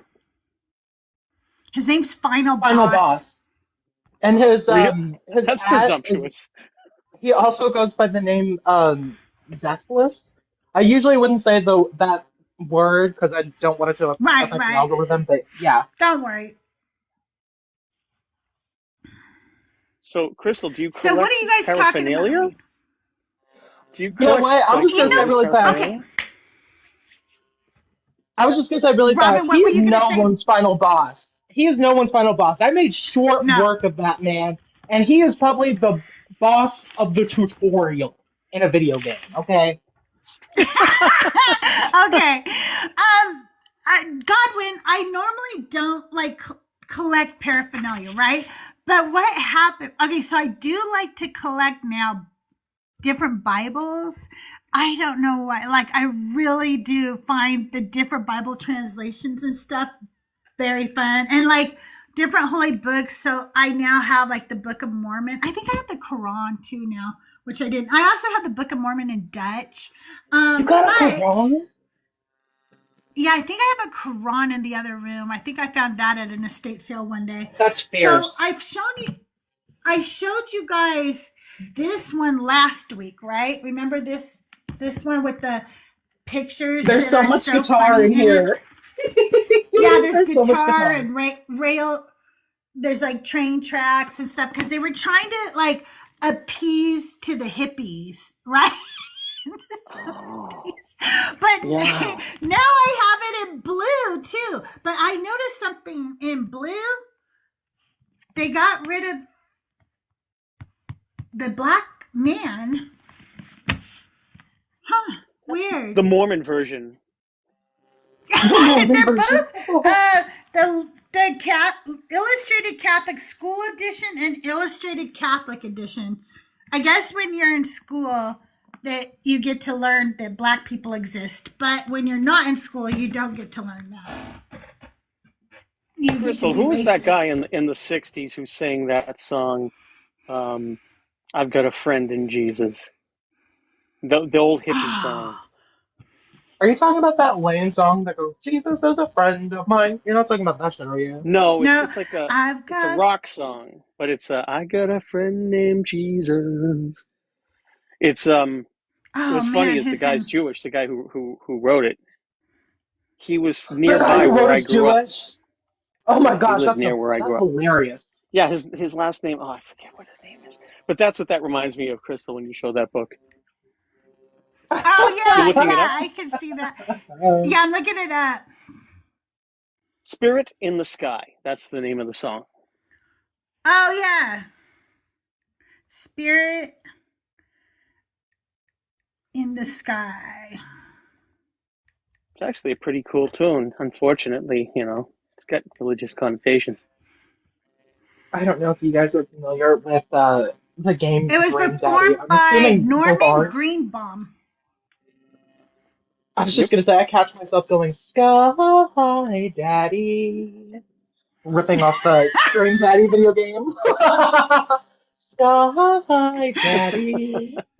It's a good vocal stem. Uh, So, it's Crystal, written you by have the Norman Greenbaum. Yeah, yeah. He grew Norman up Greenbaum. near Boston. He's yeah. I guess he was one of the first Jew for Jesus. Greenbaum was Jewish and wrote it after hearing country gospel music and thinking he could write one too. It became a massive hit and has been used in a ton of movies and commercials. There we go. Little rock and roll fun fact.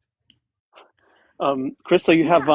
paraphernalia. So there are people I work with who are from Spain, and they have a tradition where there's this cake, and in the cake is hidden a baby Jesus, like a little plastic baby Yeah. Jesus. And I Yeah. was able to score one. So like I don't know if I'm starting a collection, but there was a guy on That's Atheist cool. Experience who had a collection. So yeah, it's kind of funny. Is It's this I also little. what kind of have like Jesus a Yeah. is really this? cool piece of. Like, I'm just asking because I'm it's like, sorry. is there a reason why they're putting a Jesus figurine inside of the cake? Is there like a Yeah, tradition behind it, I Yeah, it has guess? to yeah, do and with someone Mardi gets the Gras. piece, It has and to do someone with who the Oh, Mardi and the Gras. person who gets the piece with baby JC in it has to host like tea for everybody the following week. It's like a tradition. why would you get the short end of the stick for getting the Jesus figure? That sucks. That's dumb. Sacrifice, Robin, sacrifice. He was supposed to get the Okay, so sacrifice, so I could be a sinner. That's a good point. here's the thing on it, okay? The cake connects to Epiphany, which is January 6th, the Christian celebration of the Magi visiting baby Jesus, okay? Originally, a bean, coin, or nut was hidden in the cake. Whoever found it was king for the day. Over time, especially in New Orleans, the object became a baby representing Jesus. So if your slice has the baby, you're supposed to host the next party or buy the next king cake, or you're considered lucky because you know what? Why not include superstition in with your stupid made up Christianity? Why not include that? Okay. So now you're just lucky too. The Crystal, tradition Google actually it. traces back to France and your Spain. Google a picture of it. You're gonna crack up. Oh no, I saw it. It's funny. There's a little baby Jesus. Can you guys see it? Oh, you won't be able to because Closer. of the chat. I can't because the green screen gets rid of it. But just look up Mardi Gras king cake or baby Jesus and cake. You'll see lots of pictures of it. You know what my favorite part about Lent is? I live in California. And do you know what that means? I have a very, very high populace of Catholic people in California. And so that means I get fish tacos during Lent that fucking kick ass. Okay. Like anywhere you go, Yes. you're going to have the best fish tacos and they like really push them. So there's all kinds of specials during Lent and stuff. And I fucking love it. It's my favorite. I want the shrimp tacos in particular. Mmm, that sounds Oh good. yeah. You guys are So making me good. hungry. If you That's accidentally amazing, swallow, right? you can skip communion for the rest of your life, devils, because you've got Jesus inside you now, right? You're like full on Jesus inside you. I was gonna say, like, what if you took a big bite of that cake and you didn't know the figure was in it, and then your teeth got fucked? Like, has that happened? I bet Yeah, it that would suck. has. I don't know. I mean, What most if you people know because you're choked? buying it. What if you choked? I wonder how And many people then have choked on when a they baby saved Jesus. you, they attributed it How many to people have choked on baby Jesus? I'm going to Google it. How many people have choked on baby Jesus? There's no reliable documented count. That doesn't mean it hasn't happened now, does it? It's a cover up. They don't Don't want us to lie to know. me. It It's a cover is. up. Oh my God. yeah, they bring them to Cakes are Lord's typically until sold with warnings. What was your joke about Lords? Because I loved it. Keep going. I want to hear I it. was just saying they drag them to Lord's while they're turning purple and blue to try to save them from the choking Jesus. I just wonder what they would attribute it to once the person gets rescued from the baby Jesus. Like, oh, it was all in God's plan. It was. It was. Are you kidding It would me? have Like, to be, hello. It right? has to There's be. a reason, though. They're trying to tell you something, Yep. Not sure what. Do you got any more Well, paraphernalia over there? actually, there are some places who still put them in the cakes because I've had them in New Orleans recently. So you can still get the babies in the cakes. Sometimes, some places you have to put them in yourself, but some places put them in for you. I think it just You know what I'm depends on the thinking about? bakery. We've come a What? long way as a society with our hygiene habits. Uh, if you think about it, having baby Jesus in swaddling clothes, like, he would have been dirty and nasty and gross. And you're putting him He in was your also in a cake. manger. Yeah, that's what I'm He saying. was Like, also in a born in manger. with animals, like in that same vicinity where they're peeing and pooping, and Just yeah, not poor sanitary. Mary. Yeah. Very unsanitary, and I mean, like, it didn't say in the book that they cleaned up baby Jesus after he was born. Nope. Yeah, but we do eat of Not his at flesh and all. drink of his blood. So, I mean, it would make sense if you accidentally swallow Jesus. It would probably be a blessing. You know what? We Not many are people can say a they blood swallowed cult. Jesus. Oh well, I guess people do swallow Jesus all the time if they're consuming his flesh and blood. If So they're I guess that's true. Catholic, they But swallow Jesus. You guys want to hear the funniest story? One time, That would Thinker make a was good on billboard. Mezzo. One time, Thinker was on like Mezzo and Joel's live or something, and they were talking. It might have been Joel. I don't know. One of them. And the three of them are talking to somebody, and he's a Catholic, and he's talking about going up for First Holy Communion or something. And she goes, I fucking love Thinker so much. She goes, what part of his body are you eating when you eat that? Like, are you chewing on his dick? Are you up there going, yeah, yeah, yeah, like on his balls or something? Are you chewing on his dick? Is it his balls? And That's I was great. laughing so hard. Okay. So immediately I go and I DM'd her and I was like, I just want you to know that no matter what happens now, every time this man goes to receive the Eucharist, he's gonna fucking remember that you said he was chewing on Jesus's dick and balls. You had like ruined this for him for the rest of his life. And she was laughing.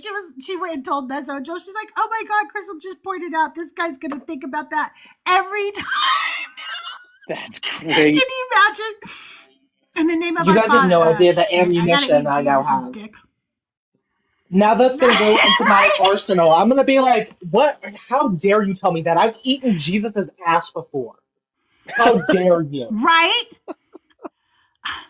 You have no idea how many times I've eaten Jesus's left ball. Okay, you don't know. It might deconvert him. But I've yeah, had Jesus' they're blood. out That dude there. was wasted all the time. Let me tell you. Wait, they couldn't have eaten the foreskin, Kyle, because that got cut off when he was 8 days old, remember? So Jesus didn't have a foreskin. We're eating his Fun raw fact: they have little. they have like foreskin relics attributed to Jesus. Like a real thing. Exactly. No, I heard this from the guy who does the Atheist Morning Show, Chris Mallard. He was laughing. He was trying to tell the report about it, but he was laughing too hard while he was telling it, so it took a while. But yeah, about that, the lost prepuce of Jesus. And I brought this up one time on a live, and there just happened to be like a very staunch Catholic up there. And they explained I to me can't fix how it. it's in a museum somewhere. Like they believe they actually have it, next to the Ark, in that big warehouse at the end of Raiders of the Lost Ark. But he said they actually believe they have the lost prepuce of Jesus. The Catholic Church says they have it. I think that's just so hilarious. Like, don't you think that it should be on display? You would think. I'm going to try to fix the YouTube stuff. It'll take me a minute. If you are a believer of the God of the Bible and you want to come up and talk, the guest box is open. God is evil. That's what I think. What do you think? Okay, come up and talk to us. If we don't get somebody coming up talk, I'll change the topic again. Hey, Alex, good to see you. I'm going to restart my computer, restart my YouTube and everything. But if you appreciate what I do, if you want to help me be able to expand the show and be able to provide an actual good content over on YouTube, you can help me out. You can help me by crowdfunding with me over on my throne, which is in my link tree, and donate $1 or $2 to the computer that I need in order to be able to take calls from YouTube and not have this happen all the time. I'm doing everything I can, you guys. It is a very old computer. It only has 8 gigabytes of RAM. And no matter what I do, I can't seem to get it so that the audio stays solid the entire show. I thought I had it fixed. The last couple of days were great. Today, I did everything I did before and clearing the cache, restarting everything, starting from scratch, and it still does it. And I think I'm going to have these problems till I get the computer upgraded. So that being said, I don't think that switching to Linux is going to make my computer faster. I don't think that's going to happen. I still need more than 8 gigabytes of RAM, no matter what I do, no matter what operating system I have. But I'm going to try to fix that right now over on the YouTube. I am over on the Deconstruction Junction YouTube, though. So if you do want to find me on YouTube, you can find me there. And just give me 1 second so I can fix this.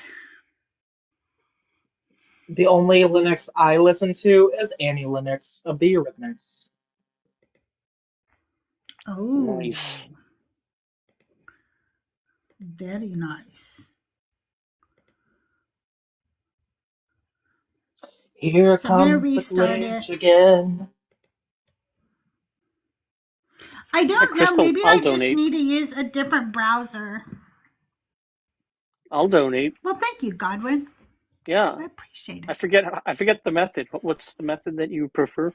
You just go to my link tree and there I forget what's on my link tree. There's one way you could tip me, or you could just go to the throne and you'll see a computer in there where you can donate to the computer. Do you use Firefox and it helps? Okay, maybe I'll just forget YouTube today and tomorrow I'll try Firefox because I think I have to download Firefox. I'm up over on the Deconstruction Junction and I will upload this full video when I'm, a little bit later today. So I don't know. I get frustrated with I have ADHD. I mean, we think I do. I got tested for it. We find out in a few weeks, but I failed the test miserably. So I'm pretty sure I have it.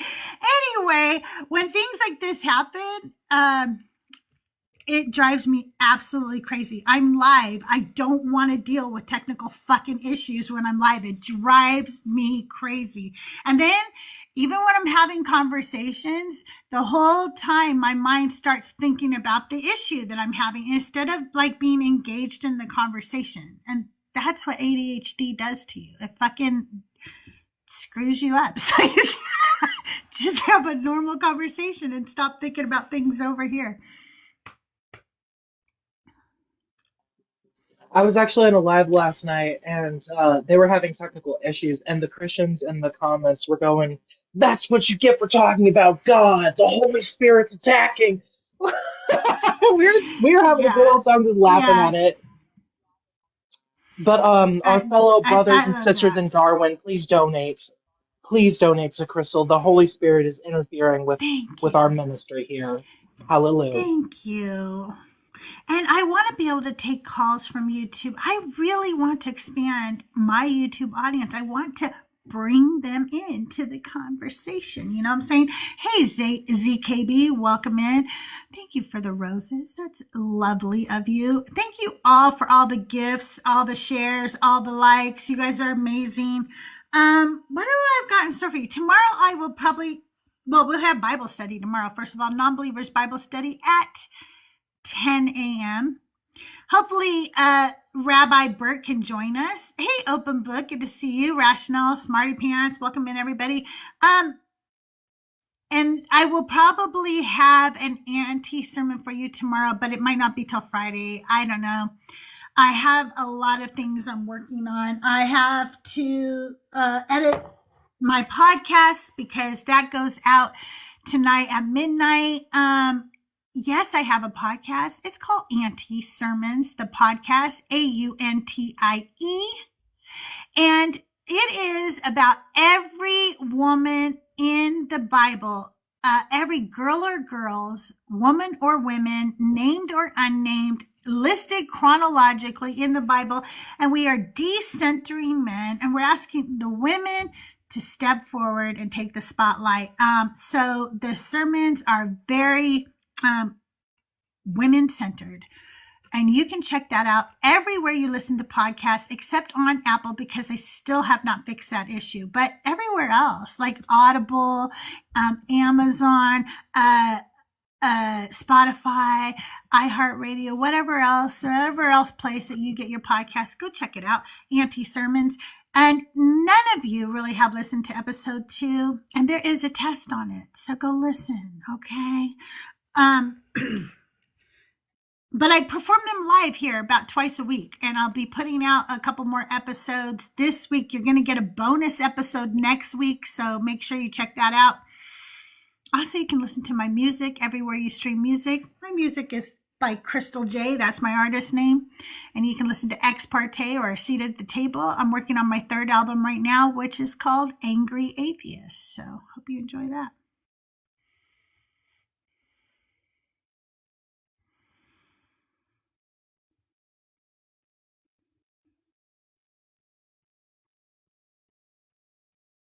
I'm going to be live for about 50 more minutes. I'm going to go ahead and change the background again because nobody seems to want to talk about an evil god today. That's really unusual because you.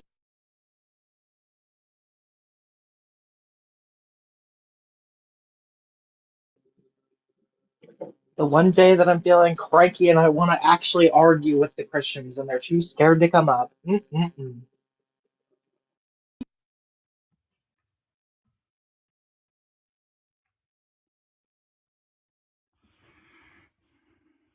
Yeah, that's the best time to. I know. I didn't sleep good, You have a couple and of I've good been trying to ones. drink coffee to remedy that. But now that I'm nice and grouchy and I'm ready to argue with Christians, they don't want to show up. Grr! Yeah, I know.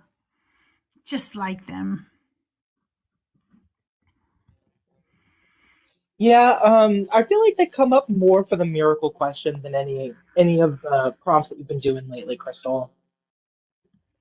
What do you mean? What miracle question? Christians don't believe in miracles. Oh yeah, they do come up for that one a lot. They're like, "Wait, what do you mean Christians don't believe in miracles?"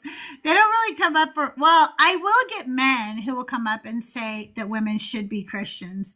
I rarely get a woman who actually wants to come up and talk about it. I think that women Christians are chicken shit. I really do. If you're a woman and you're a Christian and you're listening right now, you guys are such chicken shits. Like, you are so scared to talk without your husband or your daddy, and it's sad. It really is. Speak your own damn mind. Think about these things yourself. Why are you so scared to come up? It is men after men after men on these lives who come up and literally talk to us about things that we're asking women. But you women don't come up. That's why we have to talk to the men. You women will not come up. You're so scared. Are you afraid that daddy or your husband's going to be mad at you? Is that what it is? Because even when I was a Christian, Doug did not control what I said. Can you tell? He did not get to control what I said.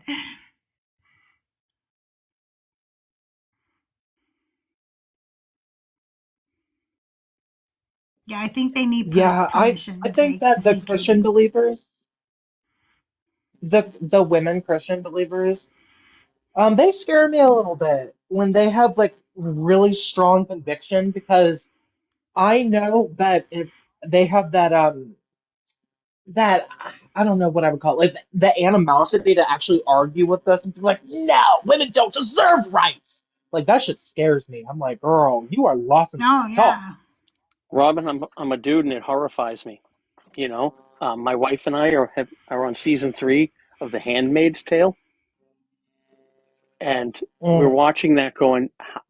You know, my wife, she's Catholic. I'm the atheist in the family, and she says, you know, so she doesn't know the things that I know, but I'm basically, from the things I've been watching, I know that there are women out there who are willfully giving up all of their rights proudly.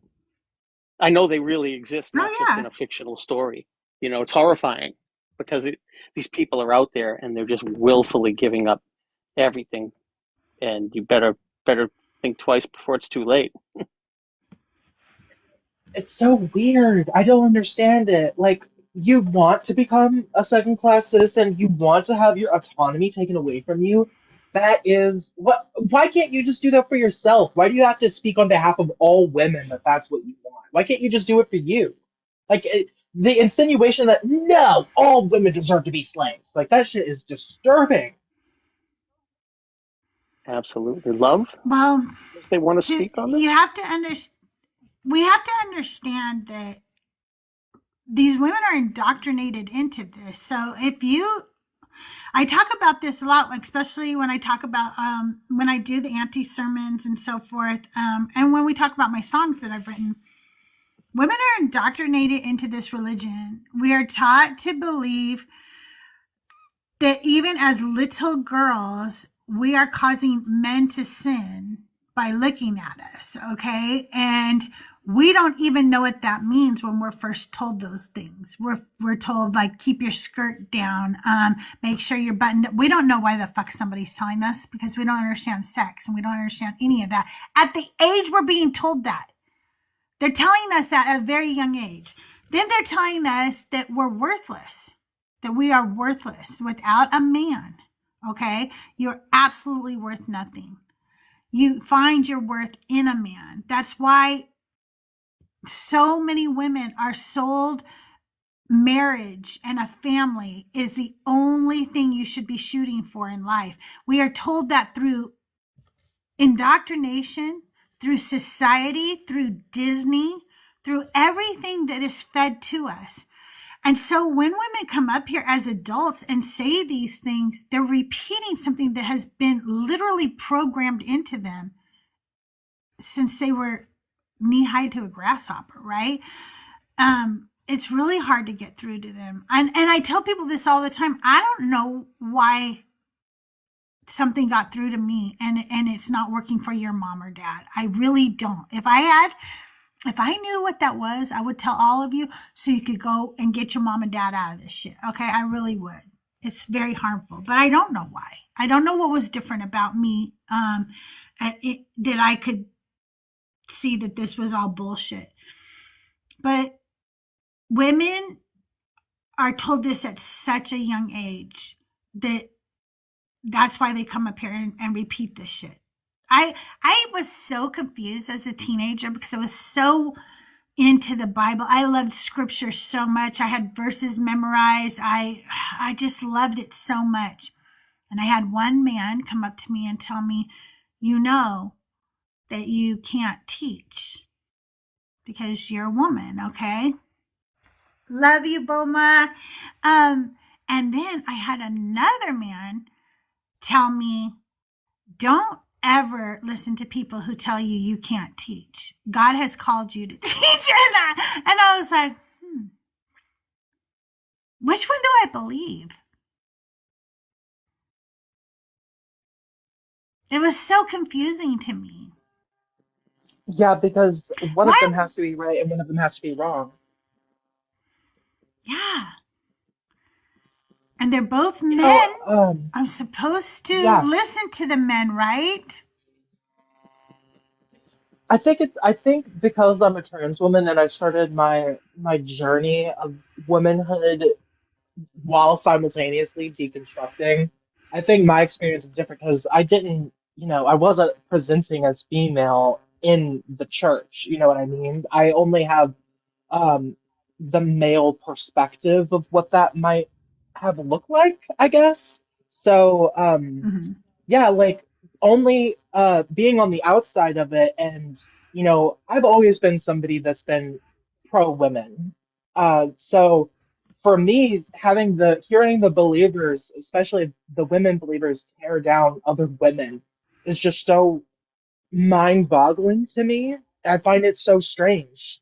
But I'm sure that if you grew up in an environment where there were women tearing each other down constantly, it would seem more normalized. Right, right. And they are because everybody judges each other in the church. What do you guys like? If you could, like, just think for a minute, just take one church, just one church. You don't have to think of the whole system, but think of the whole system too if you want. What would happen if all the women left? Who's going to clean the toilets? Who's going to clean the church? Who's going to take care of the sick? Who's going to prepare the funerals? Who's going to bring the food? Who's going to organize? Who's going to make sure the bills get paid? Because let me fucking tell you something. The labor behind every church I've ever been to, yes, men did some things, but the majority of the labor was done by women. That's right. Chatting with Kathy, there would be no fucking church.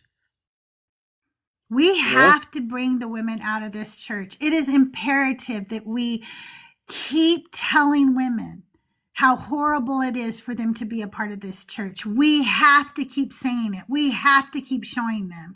We have to keep showing them that from the beginning, this God does not love them. This God is not there for their protection. The Bible, find me the book that was actually written to a woman and not to a man. Find me the commandment that is written to a woman. We weren't even invited to Mount Sinai for the major covenant between God and his people. We were told to stay the fuck away. Don't even touch those women. And they're going to tell you it was about purity. It was about being pure. Don't have sex before. Why weren't we allowed to go up to Mount Sinai? Stop it. What are you saying? I'm not dirty. If I made from the same, like, what the fuck are you talking about? This God made me just like he made you according to your stupid fucking belief. And yet I'm not allowed to the most important covenant between this God and his people. And you want me to worship him? We got to keep telling women. We got to. Because if the women leave, the church falls.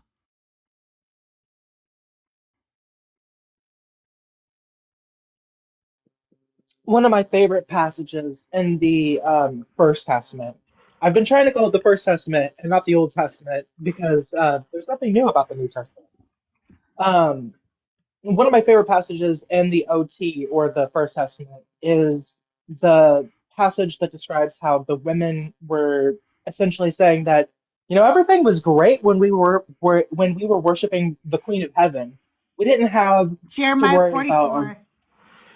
Yes, thank you. We didn't have to worry about our financial issues. We were living in a time of peace. We didn't have any of these problems when we were worshiping the Queen of Heaven. It's only until we started worshiping Yahweh that everything began to fall apart. Yep. Yep. And and if people just look through history, that's the same for people everywhere. I mean, Christianity came in and destroyed cultures, destroyed people, destroyed art, destroyed architecture, destroyed literature, all in the name of their God. Just literally burnt things down to the ground. And you're going to tell me those people are better off now than before Christianity came in? No, they weren't. You fucking destroyed things. They can never be brought back. They can never be replaced. Hey, Trust, you want to come up? You can. Hey, Ralph, good to see you. Good to see you too. I went to my messages just now and I saw that you had invited me to be a guest, and so I was like, oh, I'll just impose myself upon Crystal. It was earlier, but I don't care. I'm glad you're here. I forgot why earlier I had so earlier I had the Thrail topic up. Oh, what was? I had. Can you question? Nice. Can you question your beliefs? Nice. It's a good one. Yeah. And so we did have a gentleman up here, and we were going over Genesis 1 and 2 and the differences. And at first it was just like a lot of apologetics, and I was trying to explain to him, do you see what's happening here is that you're like not questioning your beliefs. Instead, what you're doing is instead of thinking about the questions I'm bringing forward to you, you're trying to find something that fixes the problem for you. Are you familiar with there's a educational, like a pedagogical tool called concept attainment, where you have two things. So I usually do it when I'm teaching letters. That's the time that I use it the most. Okay, the letter N and the letter Z, what do they have in common? Or the letter Z and the letter S, what do they have in common? Okay, we'll make a list of all the things they have in common. Okay, well, what do they have that's different between them? And we'll make a list of all the things that are different. Okay, so how do we tell the difference between Z and S or Z and N? Now we're attaining that concept, and we're studying these two things so closely while we're making a list of all the things that they have in common and all the things that they have in separation. I think that this would be a really helpful tool in helping people look at Genesis 1 and Genesis 2, saying, okay, here's all the things they have in common. Really good idea. There are these elements of things being created. There are these sort of animals and plants and that sort of thing. Okay, so what's different between these? Oh, well, the orders are different. The names that are given are different. There's the use of time versus the use of location. I just think it might actually be a really helpful way to really just parse out that whole thing for them. I do too. That's a really good way to do it. Hey, Trust, how are you today? I'm good, Crystal. How are you? It's been a while since I've talked to you. I know. Actually, I was going to hit you up because I was like, hey, I think it would be really fun if Trust and I go live together one day. So we might have to do that where we just, because we're live around the same time. Sometimes I'm like, we should just do one show together every once in a while. Just have some fun. Let's do it. I would love to. Rab, I've been thinking of asking you something too. Now, I'm not trying to put you on the spot. Anytime I ask you guys something live, I realize later, am I kind of putting people on the spot when I do these things live? Everybody needs to know this about me. Please, if I ask you if you want to or you can do something, you can say no to me. You can say no to me about anything, okay? I'm not going to be mad. But Rab, I've been thinking, if there is maybe a way you could do a Hebrew class in my Discord. Mm-hmm. Do you think there's any way we could do like a beginning Hebrew class in my Discord? It'd be my pleasure. Can you do video in Discord? I think so. I know we can. Mm-hmm. Like, can you do that in a voice channel, Trust? Yeah, you can, and you can do. You can share your screen. Oh, great! Even better. Yeah. So as long as we could do something like akin to Zoom or something like that, then I'd absolutely be able to do that. If you wouldn't mind, sort of like truly Thursday mornings are the best, or Friday mornings are typically pretty good too, like after 10:30 Pacific Standard Time. If I can put it on my calendar, I can block it out, and then it'll be great. And Okay, then let's do Friday mornings. I'm going to tell you right now so that we lock it in. Don't you guys want to take some Hebrew? I do too. Okay, he got a call or something. You guys tap the screen. Also, gift the rabbi. I was just checking my calendar. I can do. How does 11 to noon this Friday sound? Awesome. Okay, that sounds awesome. Okay, we'll meet in my Discord. I'll set up a channel. I already study Sanskrit. Called... this is gonna be. I was just gonna say I'm already studying Sanskrit, so once I have some understanding of Hebrew, I'm gonna be like so knowledgeable on ancient documents. It's gonna be crazy. Right? This is gonna be so fun. You guys, you can join my Discord. The link is in my bio, and I will set up a channel called Beginning Hebrew. It'll be a voice channel, and it will be used only when the rabbi can come and teach us. And we'll meet on Friday. Wait, Friday. What time did he say? I want to make sure I have it down. 10 to 11 or 11 to 12. What did he say? 11 to noon. 11 to 12. Oh, that's so nice using that. Thank you. Devil's Peak, I think is what it was. That's very cool. Devil's Public Defender. Devil's Public Defender is amazing. Yeah, they are such a support to the community. Yeah, I'm so excited. Oh my God, I'm really excited. Okay. And so each week we'll ask you if you can do it again the next week, and we'll schedule you as you are available, okay, Rabbi? Yes, that sounds great. I'm gonna send you I'm heading to the office soon. I will send you, there's like a PDF that I made. I have to edit it so it doesn't have like my real name or anything on it, because anonymity is a good thing for Jews these days. Yes, it is a thing. Yeah. It is a thing. Yep. So yeah, I'll send that over, and then it's basically like a worksheet, and really the goal is to just have people feel confident in decoding Hebrew, to learn the letters. So like, we start with decoding so you can learn the consonants and the vowels. And then once you can sort of decode, you can start to learn. We can move past that into actual, like, learning the language. Awesome. I'm so excited. Are you guys excited? I cannot wait to be able to actually pronounce these names correctly. I get a free class. I'm super excited. Here's the names I had to pronounce this week, Rabbi. Wait, I gotta tell you, because I had to have them phonetically spelled out every time I said them, because I kept butchering them when I was preparing my sermon. It was Mehetabel, Matrid, and Mezahab. Did I do okay? I don't even know the names. I'm sorry.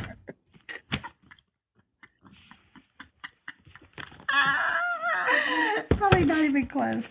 But yeah, those were difficult. Mehetabel, Matrid, and Where are they coming from? Where are they?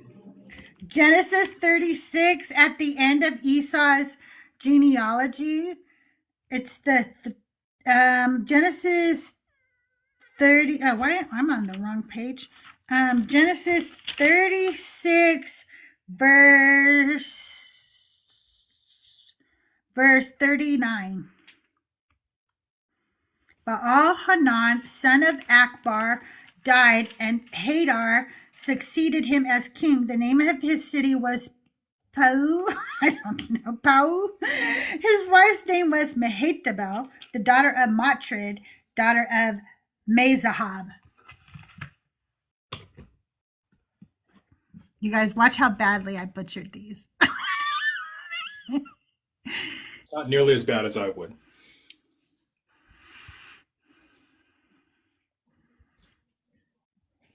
Hold on, I'm just going to put, if it's okay with your permission, I'm going to put this sort of as a background so I can just read it. Cool. Is it possible to do like the two squares side by side? Because I can't. Let me Sorry, see. Crystal. I'm here to cause problems, No, not solutions. I just don't know how to do things. I just don't know how to do them. Hang on. I'm figuring out because they moved everything. You know what I mean? They do. Like We it do just that. used to be so easy. How do I do it, you guys? Here we go. But I want you to be in one of the boxes. Why can't I expand you? I think you have to set him as, I don't know if he has to be host or you have to set him as like the main square. Just change him, I think. Oh, geez. Hi, Godwin. Okay, I got it. I didn't see you there. I don't know why I didn't see you. Hi, Godwin. Hey, Trust, how's it going? I'm on a panel with Trust. Oh my God. Oh, shoot, I'm on the panel with Godwin. What are you talking about?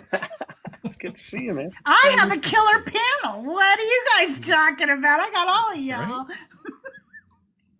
So You're all let's just stuck all with me. fangirl with each other. Oh, no. I I wouldn't call know. it stuck. Oh my God. That looks good. So the. Can you see it? Mhm, yeah. Okay, Rob. Yes. Yeah. I just. I can didn't see want it to crystal interrupt. clear. I can see it. Oh, I see what you did there. So yeah, the name of the city is Pa'u, and then his wife's name is Pa'u. Mehetabel. Mehetabel. Mehetabel. Yep. Bat. So daughter. Matred. Matred. Yeah. And then Matred. Mezahav. Mezahav. Mezahav. Yeah. Nice. There they are.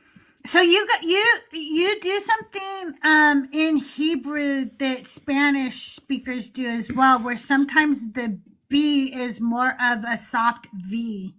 Oh, so the letter there. So if you look in the Hebrew, actually this is helpful. So look at the last. So Hebrew goes from right to left. So you see that there's 3 lines of Hebrew there. The last 3 words coming from the left. The last word there is zahav. You'll see, and then if you look, the next word is may. It's like 2 letters, and then the next word is bat, which is 2 letters, right? If you look at the this right there, this, you see my finger moving. This is impossible. Okay, so You're in the Twilight Zone. yeah. Okay, so the letter of there's a little dot. Do you see that in the middle of that letter? Yeah. Okay, that letter is bet. If you look at the last letter on the line, you'll see that it is the exact same letter, just minus a dot. That dot changes the letter from bet. The bet is with the dot. It's got a belly button, right? Without the dot, it becomes a vet. So if a dog doesn't have a belly button, you should take it to the vet. That's so okay. cute. That's a good way to remember. Yeah. So the bet has a BB or a belly button, and the vet doesn't. But yeah, so it's always written as Zaha. It's always written like the month of Abib. It's really Aviv, but because it is technically a bet without a dagesh, without the little dot, they just always translate it with a bet. It's a really weird thing, and I don't know why they Alright. do that. But That is weird. yep, how boring is that? Everybody excited for their Hebrew lesson? Yes, I actually am. Okay. I'm absolutely elated. So, What you Don't are let me in fool the you. yeah, I'm excited. pig's I'm name? excited. It'll be easier Oh to when I have an ability to point to things. Like, just it's hard to do on a Yeah. screen share. TikTok live. Hey, Bible guy. Oh, Dalton. The Bible guy's I'm here. bringing everybody up. I'm just bringing everybody up. We'll just hang out and talk nerdy Bible shit with each other, right? Like, it's Duncan, you guys. Duncan. He heard Hebrew spoken. He heard it being spoken, and Yeah. he just knew where to go. What? What? Somebody's speaking Hebrew somewhere. I must go. My Big people are calling me. big Jewish holiday coming up next week, by the way. What is it? Purim, the story of Esther. Oh, wow. Yeah, Oh, wow. You should do a show on that, Crystal.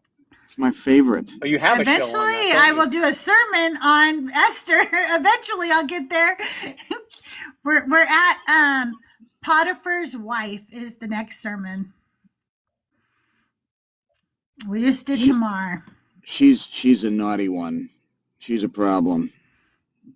Yeah, she is a little problem. She's like Or is she?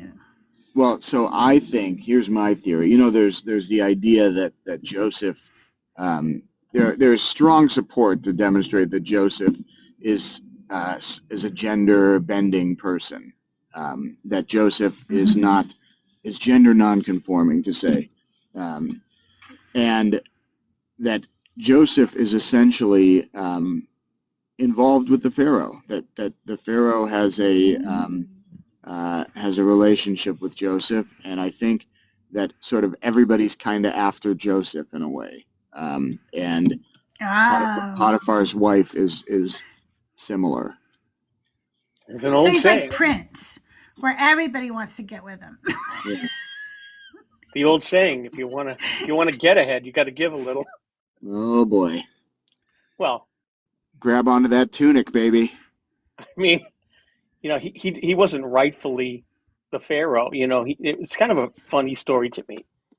I find it to be kind of ridiculous that he's You this guys nobody talk, I'll be right who back, gets okay? to become this great person, and it's been repeated in other stories, I believe, as well. Something similar, right? I believe, Rav, you would know better than I. That some of the other stories. Well, there's in the one Tanakh. line in particular that's repeated that is, especially in the book of Esther, that really drives the point home for me. It's and Esther found grace in the king's eyes. Chen be'enav is a very, very sort of suggestive sort of phrase, and that phrase is used between Pharaoh and Joseph. What makes it suggestive? Is it the wording, the specific? Yeah, like first of all, it's only used, except for Joseph, it's only used from powerful men to women. Oh, interesting. Yeah. And so there's sort of this, not femme fatale, but like Seduction. like seductress. Exactly. Yeah. Exactly. What are your thoughts on David and his close friend? Beyond close. He loved Jonathan more than he loved any woman. Yeah, I always thought that was suggestive. In other words, they didn't want to come out and say it because they didn't want to be, stoned, but that's what that story meant. I think David was pretty cool. Pretty open minded. You know what I'm saying? Yeah, I just wondered, maybe from your perspective, do you think that story, means that they were a couple, but they were trying to not say so openly in their book? Yeah, I don't know if it's like not saying so openly. I think it's pretty clear. I guess I would be interested to hear from. There are three stories that I think sort of demonstrate a wider range of sort of sexuality in the Torah. The first being David and Jonathan, Joseph and Pharaoh, and Ruth and Naomi. Yeah. Justin Deconstruction I'm seems inviting a to think Christian that to come up. David. Oh, perfect. I'll just say this quickly. Just His idea so you was guys know. I have about his 9 idea was that minutes. Just it was sorry. unrequited. His idea was that David didn't notice Jonathan, and Jonathan had unrequited love for David. But what do I know? There's deconstructing Justin. Justin. Yeah, There's yeah, Justin. him. Yep. Yeah, Yeah. Hi. it's interesting. Hi, Francie. How I'll are mute up. you? Hi. Hang on one Welcome second, to. Francie. Let them finish talking. Okay. Hang on, Okay. everybody. Oh, Sorry, okay. Rab and Godwin, what were you saying? I'm sorry. Finish what you guys were saying. Oh, I was sorry, guys. into the conversation here. Yeah, just that. What were you saying? Yeah, that Justin was suggesting that there was unrequited love. I think that's probably accurate. I mean, we don't really see sort of any, consummation or anything like that. I mean, there's two moments with Jonathan, and I'm blanking on the other one. There's one that was while he was alive, and then one at his funeral. And I can't remember the one. I think the one I loved him more than any other woman was during the funeral speech. So I think if given that That's seems telling. to be in line with Justin's sort of. Yeah, I just remember Justin's Unrequited. viewpoint. He had said back then when you were either a war general or you were, you had your war brethren, that you would speak that way of them. So it wasn't out of the ordinary for David to speak that way of Jonathan as a comrade. And that was his Yeah. take. And that was, all ears, because I had always thought, like what you said, Raph, was that that was Okay, obvious. we'll have to get back to this because I do have to talk to Francie because she only has 5 minutes. Francie, can I get your age for TikTok purposes? Oh, I'm old. I'm 68. Okay, well, welcome to the show.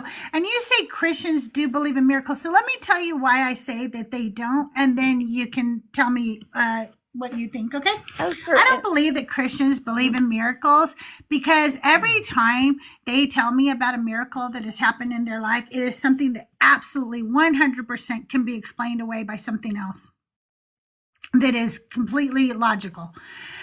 What I don't see them doing is going and laying hands on VAs who have had amputated limbs and praying for those people to have their limbs regrow. I don't see them praying for somebody to immediately get up and walk out of a hospital room who is literally unaliving or in hospice. I only see Christians claiming that things are miracles, but never actually doing real miracles. And when I have asked them to pray for myself, okay, Trust, I see what you're saying. I thought you had a reboot. Oh, I see what you're saying. I have had, I have asked them to pray for me when I needed healing. And they said, God doesn't work that way, even though the Bible claims that's exactly how God works. And so I think that they have more excuses and less faith in actual miracles. So now you can go ahead and explain your point Okay, of view. sure. And what's your name? I think I'm new to your page. Crystal. Okay, great. So, okay, if I'm understanding you're an atheist, right? Mhm. Okay. And have you ever been a churchgoer or any beliefs before? For over 40 years. Oh, okay.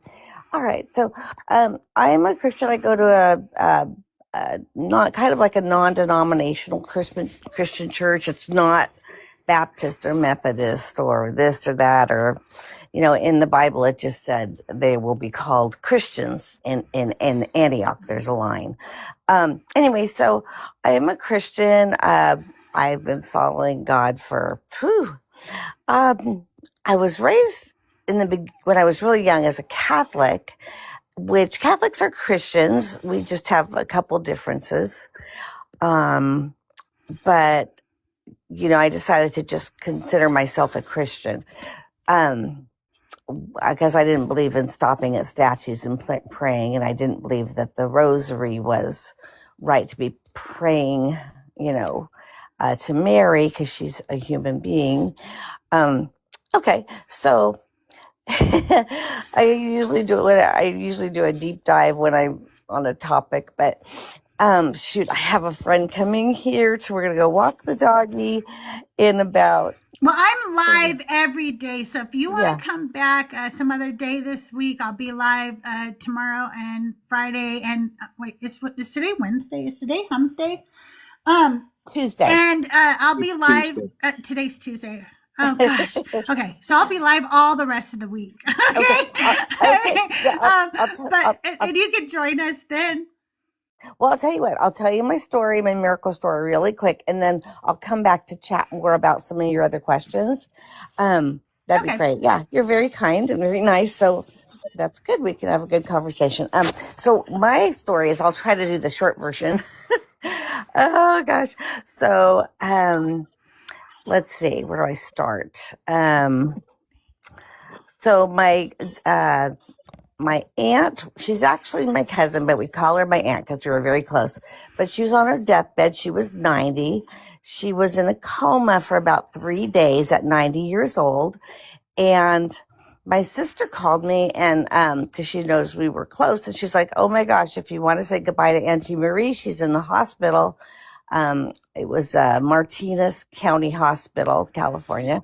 And you can actually look up her obituary, Marie Goodman. And everybody knew Marie. She owned a store in town and everybody knew her. But she was a sweetie, and she was 90. So she was in a coma. And so my sister says, if you want to come see her, you better go now. So I jump in my car, and as I'm driving, I hear in my head, pray for a miracle, pray for a miracle, pray for a miracle. I hear it 3 times, and I'm like, oh, right? Because okay. To me, that's the Holy Spirit, or an angel or whatever. But I hadn't really had that much experience with that kind of thing. So I drive a little further. I hear it again 3 more times. I hear it again 3 more times. Well, I think that happened like 8 times by the time I got to the hospital. I'm like, this is so bizarre. But anyway, so I get there, and I happen to arrive in the hallway at the same time that the priest did. And I ask him, I says, oh, are you by chance coming to see Marie Goodman? And he says, yes, I am. And I go, oh, I have a request. I said, I wonder if we could pray for a miracle first. And he says, oh, sure, we could do that. Let's just check with the daughters inside, Rochelle and Mary. Marie's store was called Rochelle's. And then she had another store downtown, Rochelle's other store. But anyway, so he said yes. So I said, by chance, do you have oil? We could anoint her head with oil. Because it says that in the Bible to anoint the sick. So he said yes. Now my dog's trying to get in my bed. Ha! Come here, Rusty. Okay, and then let's see. So we went inside. We asked the girls, and they said that would be fine. So we all held hands. And remember, she's 90. Oh, by the way, let me think, her heart, her kidneys, and God, what was the other thing? And one other thing was failing. And they were planning to take her off the machine that day. But I got this message. So I'm like, so we decided to pray. We're holding hands, and the priest is doing the prayer.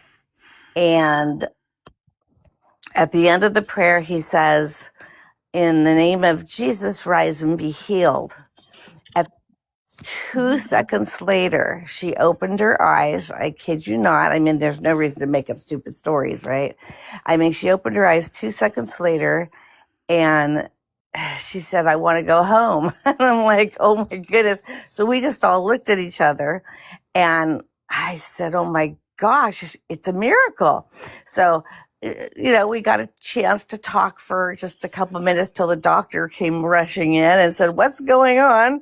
And I said, "Well, she just woke up. We prayed and she just woke up right at the very end of the prayer." I said, "That's some crazy timing, right?" He goes, "Oh, yes." He goes, "I can't believe she woke up. That's amazing." He goes, "Her heart's this." And I said, "Yeah, that's what I heard." Anyway, so, yeah, she went home a week later after they did all these tests on her. And she lived another 3 years till 93. And she was in a nursing home still, but she was alive. And I got to share her story at her funeral. So that's my crazy story. But, I put To my me, hand on a Bible I'm for going to that. explain to you again why that's not a miracle to me, okay?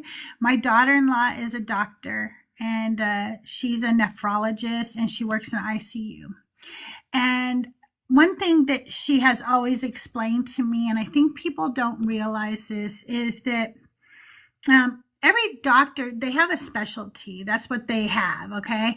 And because she's a nephrologist, if you came to her with an eye problem, she's not going to be able to help you. She's going to send you to an eye specialist, okay?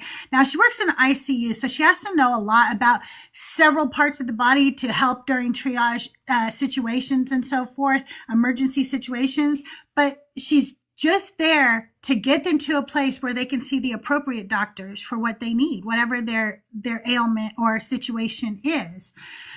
So there's lots of things she doesn't know, and lots of doctors who will go, "I don't know why that happened." They don't know everything. They couldn't possibly, but spontaneously coming out of a coma after you've been under medical supervision and medical care is not miraculous. It's actually pretty ordinary. And Well, it's the timing. it It's feels the timing. miraculous. Right, Yeah. of course, because of course you're going to pray when you're headed to a hospital to see somebody in a coma that you think you're going to say goodbye to. This is not miraculous. And that's why I say Christians don't believe in miracles.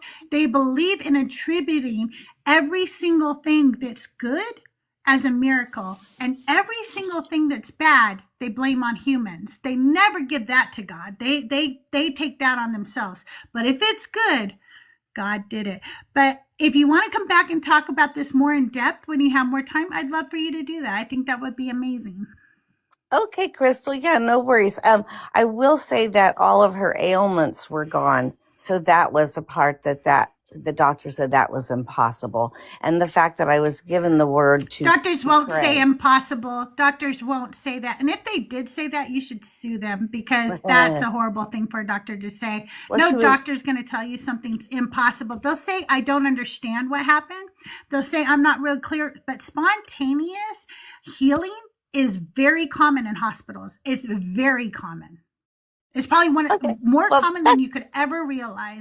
That's my story, but I am a Christian, and I've seen lots of things. I have lots of stories. That was just one that was like in I my had a face. lot of stories that I attributed to God too when I was a Christian. And when I realized that that's what I was doing, I stopped doing it. And I started asking for real miracles. Real miracles. Let me walk on water. Let me move that mountain you told me I could move if I had just the faith of a mustard seed. Let me do the things you promised I'd be able to do in your word that I have not been able to do. Can I ask you one last thing before I run off? What made you have that belief and then change? Did something happen? It's not a one thing that happens. It's when you start suddenly seeing all the cracks in the story. And instead of ignoring them, and instead of trying to apologize them away, and instead of trying to hurry, I must figure out, like, this has to be true. Instead of doing that, holding this God to the same skepticism I have for every other God on the face of the earth. I didn't do that with him because I was indoctrinated into this religion. I never questioned him the way I questioned Zeus or any other god or any other cult figure. And when I started holding him to the same requirements that I hold them to, he didn't stand up to them any better than they did. Okay.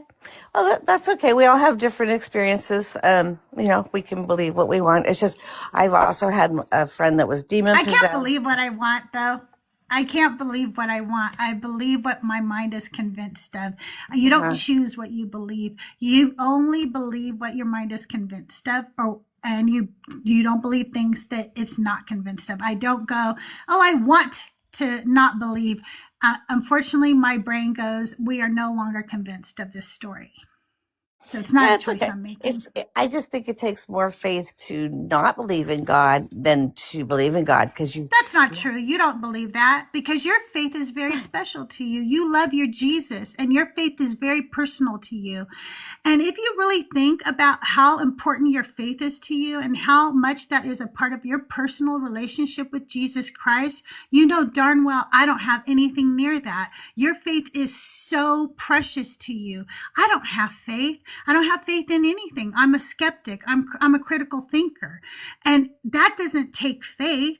Faith is that very personal thing you have with Jesus. Non-believers don't have what you have. Don't keep telling people that. That's not true.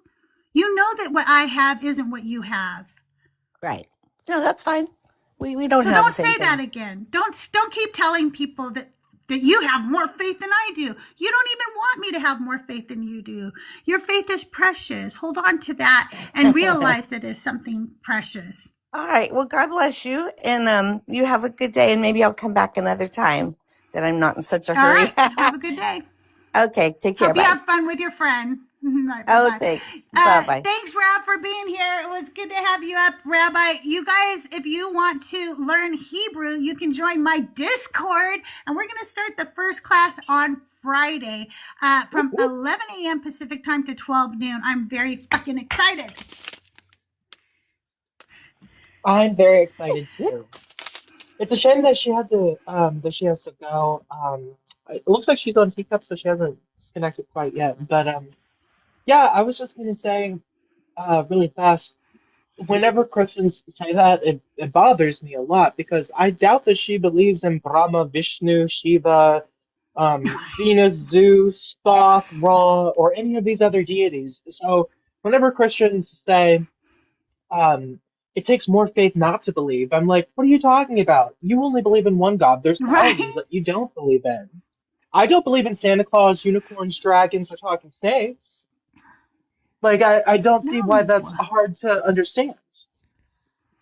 Right, exactly. And it really bothers me. I don't know how you feel about trust, but I believed my faith was special. I don't know if you were like that, but I did. Oh, yeah. And when they say that, they're really diminishing what they have, right?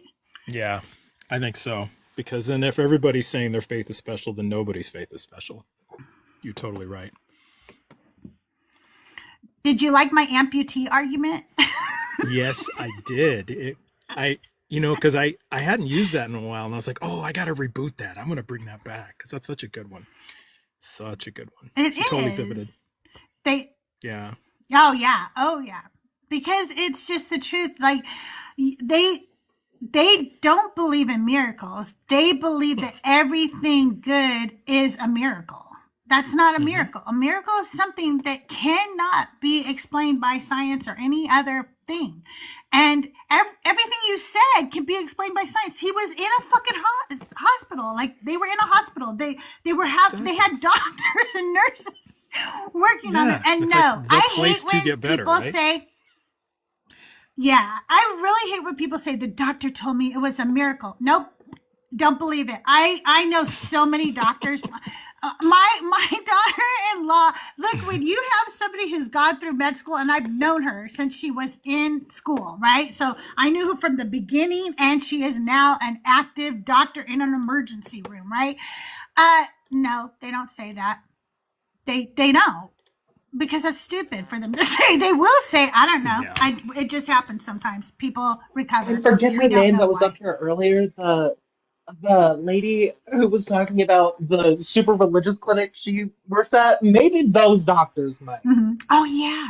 Oh yeah, okay, maybe those doctors might, but at a regular doctor, Christina the Gala said, when I worked at a hospital, I rolled so hard at those people. Right? That's what I'm saying.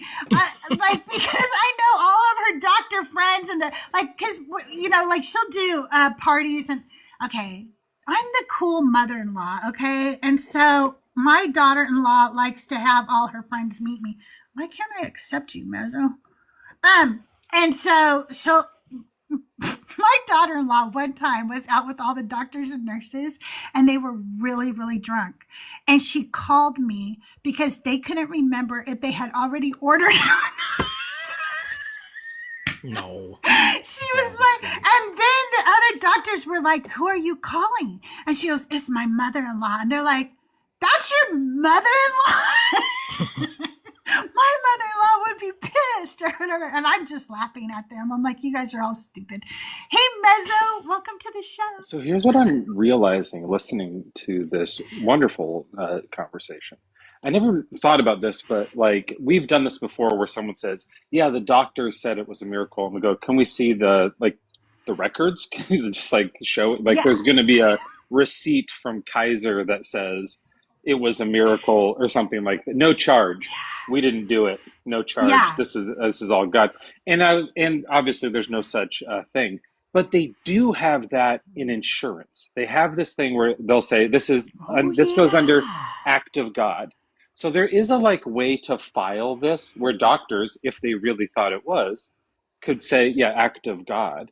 But guess who actually when you think about who actually does use that, it's insurance. Why? Because they're con artists. That's the entire thing insurance is, right? To do anything not to pay. Yeah, doctors are not not most of them at least, aren't in the business of lying to us to get our money. I mean, a little bit, but not to the level that insurance is. So I just had never thought about that, and it's kind of a funny correlation. That's true. That's a really good thing. Well, did you guys file it under an act of God afterwards? Yeah, I bet your insurance was happy. Yeah, the doctor comes back and says, well, here's the whole report. No bill, because we had nothing to do with this one. So, this one's on God, and just go to church and tithe instead. And then here's the official report. Miracle. They just write that and then sign their name. Yeah, no one's going to do that. Never happened. Nobody's going to do that. No, it's never going to happen. I remember one time. I was going to say, my. Go ahead, Robin. Okay, I was just going to say, it's unfortunate that I didn't have enough time to make this point while she was here, because my point is very fast. If she had a group of loved ones praying over her, I forget the relation, but I think she was 90 years old. It doesn't really matter how old they were or what their health was, but if they were under anesthesia and they were in this vegetative coma state, and they had a group of people praying around them, you can hear things in your subconscious. She may have just heard these things in her subconscious, and it woke her up. Absolutely. I mean, absolutely. Maybe, but it also just really sounded like she was lying. Like she sounded like a liar to me. I mean, sorry.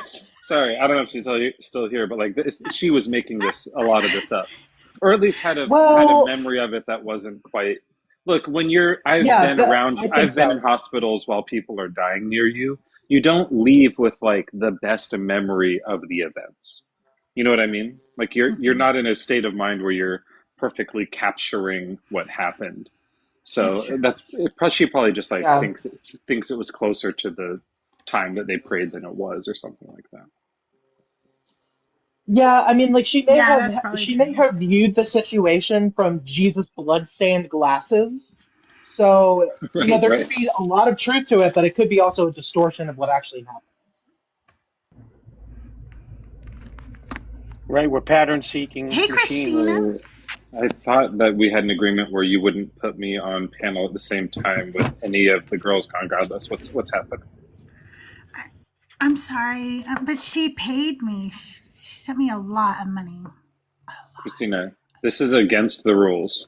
She made it rain. Hi, Christina. Hi. Sorry. Making it rain more than Yahweh. You're here now. I am. I'm stuck now. No, I worked in the medical field for 20 years, and the people who would fucking thank God before the doctor, I don't even think they ever thanked the doctor sometimes. It was like, what? So we would have jokes. Yeah. Like, the doctors would just be like, oh, it wasn't me. Somebody took over my body and did surgery for you. Right. So. Well, were you Or like the 27 nurses. were you a heart surgeon, or what was your job? Oh yes, I was a brain surgeon, and now I work at O'Reilly Auto Parts. Brain and heart. And automotive retail. I mean, And automotive. Oh, yeah, I can do it. A lot of transitional skills there. Yeah. yes, just that's talent. No, it was a soul suck. I couldn't do it anymore because of insurance and all that shit. I was just so tired of telling people that I couldn't do things for them because insurance wasn't paying. So people were like, I'm gonna die, and I'm like, I'm sorry, I gotta go on to the next person. I can't do this anymore. So no more healthcare for me. But we just leave it to God now. I don't even take my kids to the doctor. I just pray for them to get better. If I put on my Christian hat, and to Mezzo's point about the act of God, technically doctors are in a science, right? So they're tied into science. And as we know, science is a big conspiracy. So the truth is God really is fixing all the people, and the doctors are taking credit for it. Ugh, so rude. I'm glad I don't have to wear that Christian hat anymore. No, the Christian scientists or like Jehovah's Witnesses or all the religions that like won't give blood products to their kids, like blood transfusions and stuff. I just want to punch them in the face. Fun times. Yeah. Yeah. Yeah, Hey you guys, I can't gotta punch drop them in the down, face but- because then they're going to get See hurt and they won't everybody. go to the doctor. So you don't want to be responsible for that. Bye, Trust. Bye-bye. Bye, Trust. Love you. We're going live I'll get again with tonight. you, but- and maybe we'll do a show together. Yeah, we're going live tonight, but we're not going to be drunk again. So. Oh, bummer. I'll probably be drunk watching you. Though, I was okay? Is that all I was right? paying for that live heavily yesterday. Oh, it was so bad. It was fun. It was was what I fun. remember. It was fun. I don't remember all of it. Is it on YouTube? Can we watch it? Oh, I don't know. Maybe we should probably put that one on YouTube. That was Yes, Robo Goat, you should. Yes, you should. The question is always yes. I don't really drink. I drink sometimes, like I'll have a beer or two or whatever. Like I love a really, really good Bloody Mary. Like it needs to be not a Bloody Mary mix. It needs to be a really good Bloody Mary. But I don't drink it very often. Normally I just, I'm a 420 kind of gal. That's just who I am. Yeah, I was gardening. And I love and drinking. Doing 420 and then listening to Mezzo's music. I'm just like, this is a vibe. I do that a lot. I love this. That's what it's for. Yeah. I used to party while I was doing Facebook Lives and when I would make YouTube videos, but then I would watch them back and be in utter horror. Like, oh my God, I said that, I did that. And so now I don't do that anymore. I might do a little 420, but like, that's it.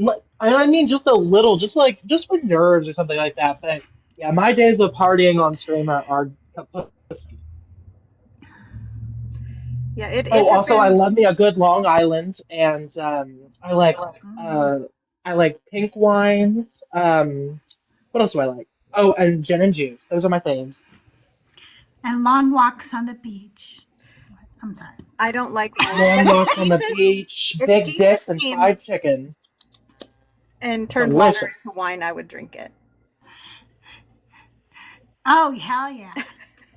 And you know me, That's I'm the a little bit of a party animal, so I'll get a LaCroix and I'll mix it half and half with like lukewarm tap water to just kind of take the edge of it. You're crazy. Yeah. You Oh are my so God. Whoa. Such a rebel.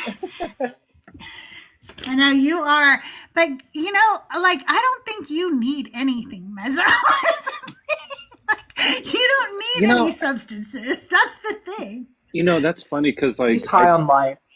I don't drink anymore, but I used to a lot. But before I drank a lot, I didn't really do that much of anything, and people would come up to me and just like offer me like drugs a lot, and I'd be like, oh, I don't. And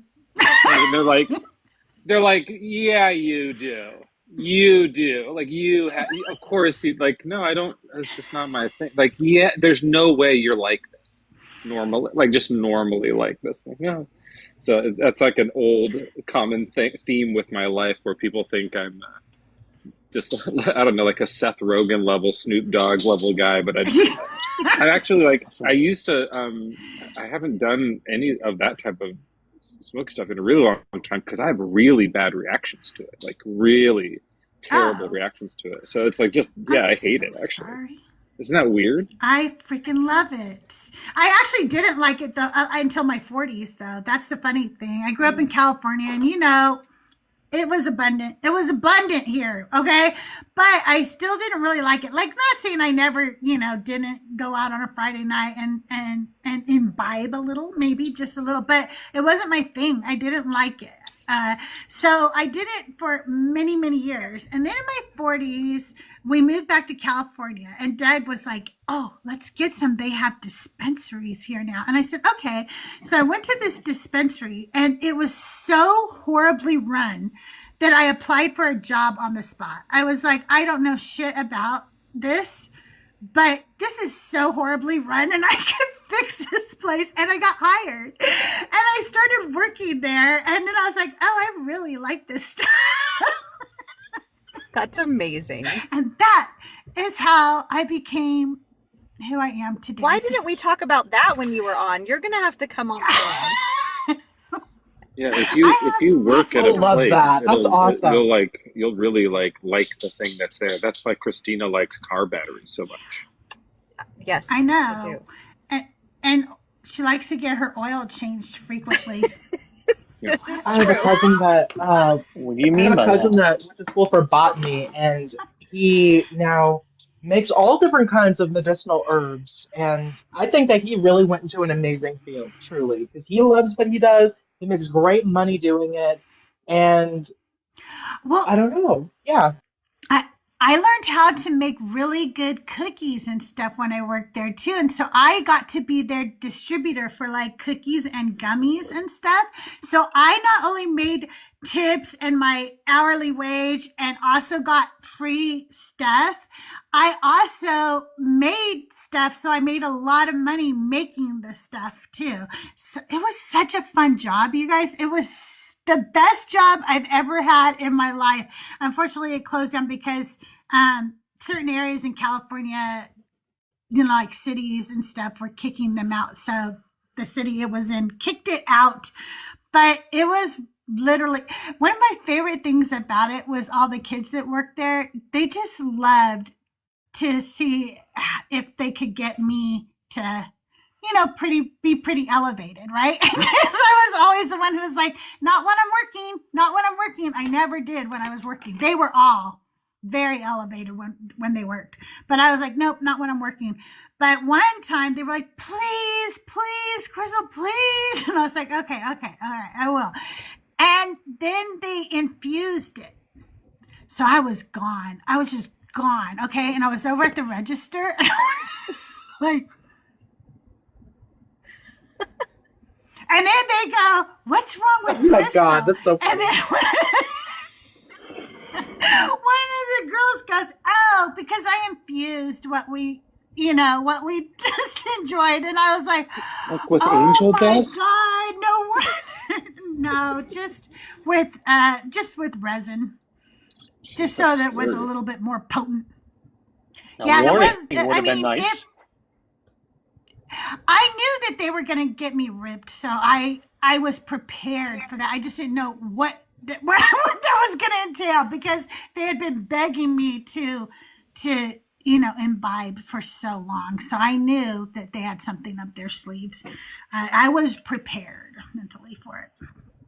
I I love spent my that you time in were the there. Boston music scene, and we used to hang out in these huge jam room complexes where people like Slash is everywhere, and Mm-hmm. yeah, as you can imagine, I've seen my fish. I pretty much just drink alcohol now, but I could make a bong out of anything. Robin, what were you gonna That is say? truly a skill. That's truly a skill, being able to make a bong out of anything.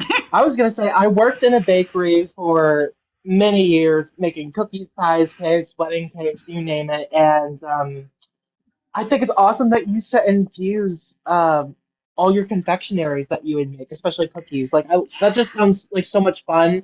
I don't have a lot of experience doing that. I've done it with I've only made gummies, but that sounds like a Mm. lot of fun. That sounds like something I might try. Oh yeah, I like making gummies. I like making cookies and stuff. I haven't made some in a while. I actually have an infuser thing for my oils that my daughter bought me. I'm such a good mom, huh?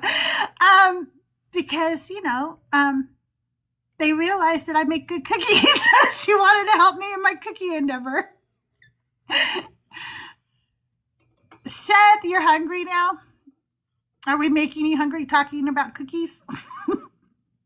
Yeah, I get into oil You guys stuff been talking too. I about mean, cookies and burgers and all I kinds of like food. You guys are making me so hungry. I Sorry. use an avocado oil spray. But then for like higher heat, like a grapeseed oil is probably the best one if you want to get Oh like a good yeah. stir fry going. I'm not, I think, I'm not totally sure. Like, I'm not a chef, so I don't know exactly what you guys are talking about. But usually I go with grapeseed oil. Do you ever like a rosemary in your oil? Like, do you ever infuse your oil with herbs? Well, yeah, I mean, I'll bake in like garlic. Does that count? I'll have like a garlic oil. I Oh think this one might be no, garlic you can infused. with my machine, you can take your oil ahead of time before you cook and infuse the oil itself with the flavor of your herbs. And then you can use it to cook with. So if let's say you want a nice rosemary Oh, that oil or sounds a good. garlic Yeah. oil or a garlic rosemary oil. Yeah, you can do that with my infuser. That's what she bought me was an oil infuser. I use it for lots of herbs. Would it actually work with like real oil also? Oh, really? Yep. I thought it was Yep. only drug oil. Nope, it's for all kinds of herbs. It does the same process. Like That's you can cool. have it be a I would flavor, actually probably use that actually. Yeah. right? It's actually really cool. I really like it. I use it for many things. It makes delicious oils for cooking. I have to get It's back pretty to cool. work, but thanks for having me, and I'll see y'all later. Mezzo, have a wonderful See day. you later, We'll see you Mezzo. Bye, later. Mezzo. Bye. Noe makes a tea that will send you into another dimension. It's pretty great. I cannot wait for Noe and I to get together. Oh my God. I'm so excited one day to just, get elevated with Noe. She It's going to so be amazing. she gardens and grows her own stuff, and she is like meticulous. Like I'll call her and she'll be like, I'm sitting outside with magnifying glasses on and I'm picking all of like the beetles and caterpillars and everything off individually for hours and hours.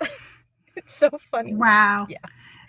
I have tried growing and I am not very good at gardening. Okay, so it has grown, but it's not very big. It's not, but it still works. Like I didn't like throw that shit away or anything. Right. Okay, but I do want to get better at it because I would like to just grow my own if I could. But I'm not very good at it. First of all, I think my mistake is like I buy clones from a store and I think that they grow their clones inside and I'm trying to grow it outside, which means that the plant has already been affected by the false light cycles that they put it through within I know I'm probably getting too nerdy for everybody right now, and I'm using natural light, and I think that affects it. And so anyway, I'm not good at it, so I need to like talk to a professional before I try again. Maybe I'll talk to Noe and say, hey, I want to grow my first plant. Help me out. Well, it's not my first, but my first one that's successful. Well, now that we know she's My first God, she's successful. actually God. Maybe that's why. Maybe Yeah. that's why all of her stuff is really Exactly. great. So, all right. It's true. Have a good day. I'll talk to you guys later. Thank you. So good to Bye, see Christina. you. You guys, I'm going to be ending the show here anyway. We ran a little overtime, but thank you for everybody who sent gifts, liked, shared, supported the show in any way today. I really appreciate you all. Who is live right now? Did Trust go live? Is he live right now? Is Board live? Who do we have live at this moment in time? I think Trust went live at around 1:13. Everybody head over to Trust But Verify. Tell him Crystal loves him, and I will see you guys tomorrow around the mean streets of TikTok and YouTube. It's pizza beans, baby. It's pizza beans. Have a great day, everybody. Bye. Bye. I never can leave cleanly because the little button won't push. Why would I? So it's always an awkward goodbye.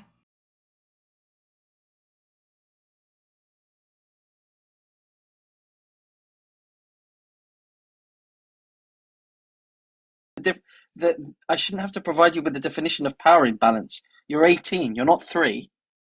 All right, So oh my! if All right, I bro. dominate, hang on. If I dominate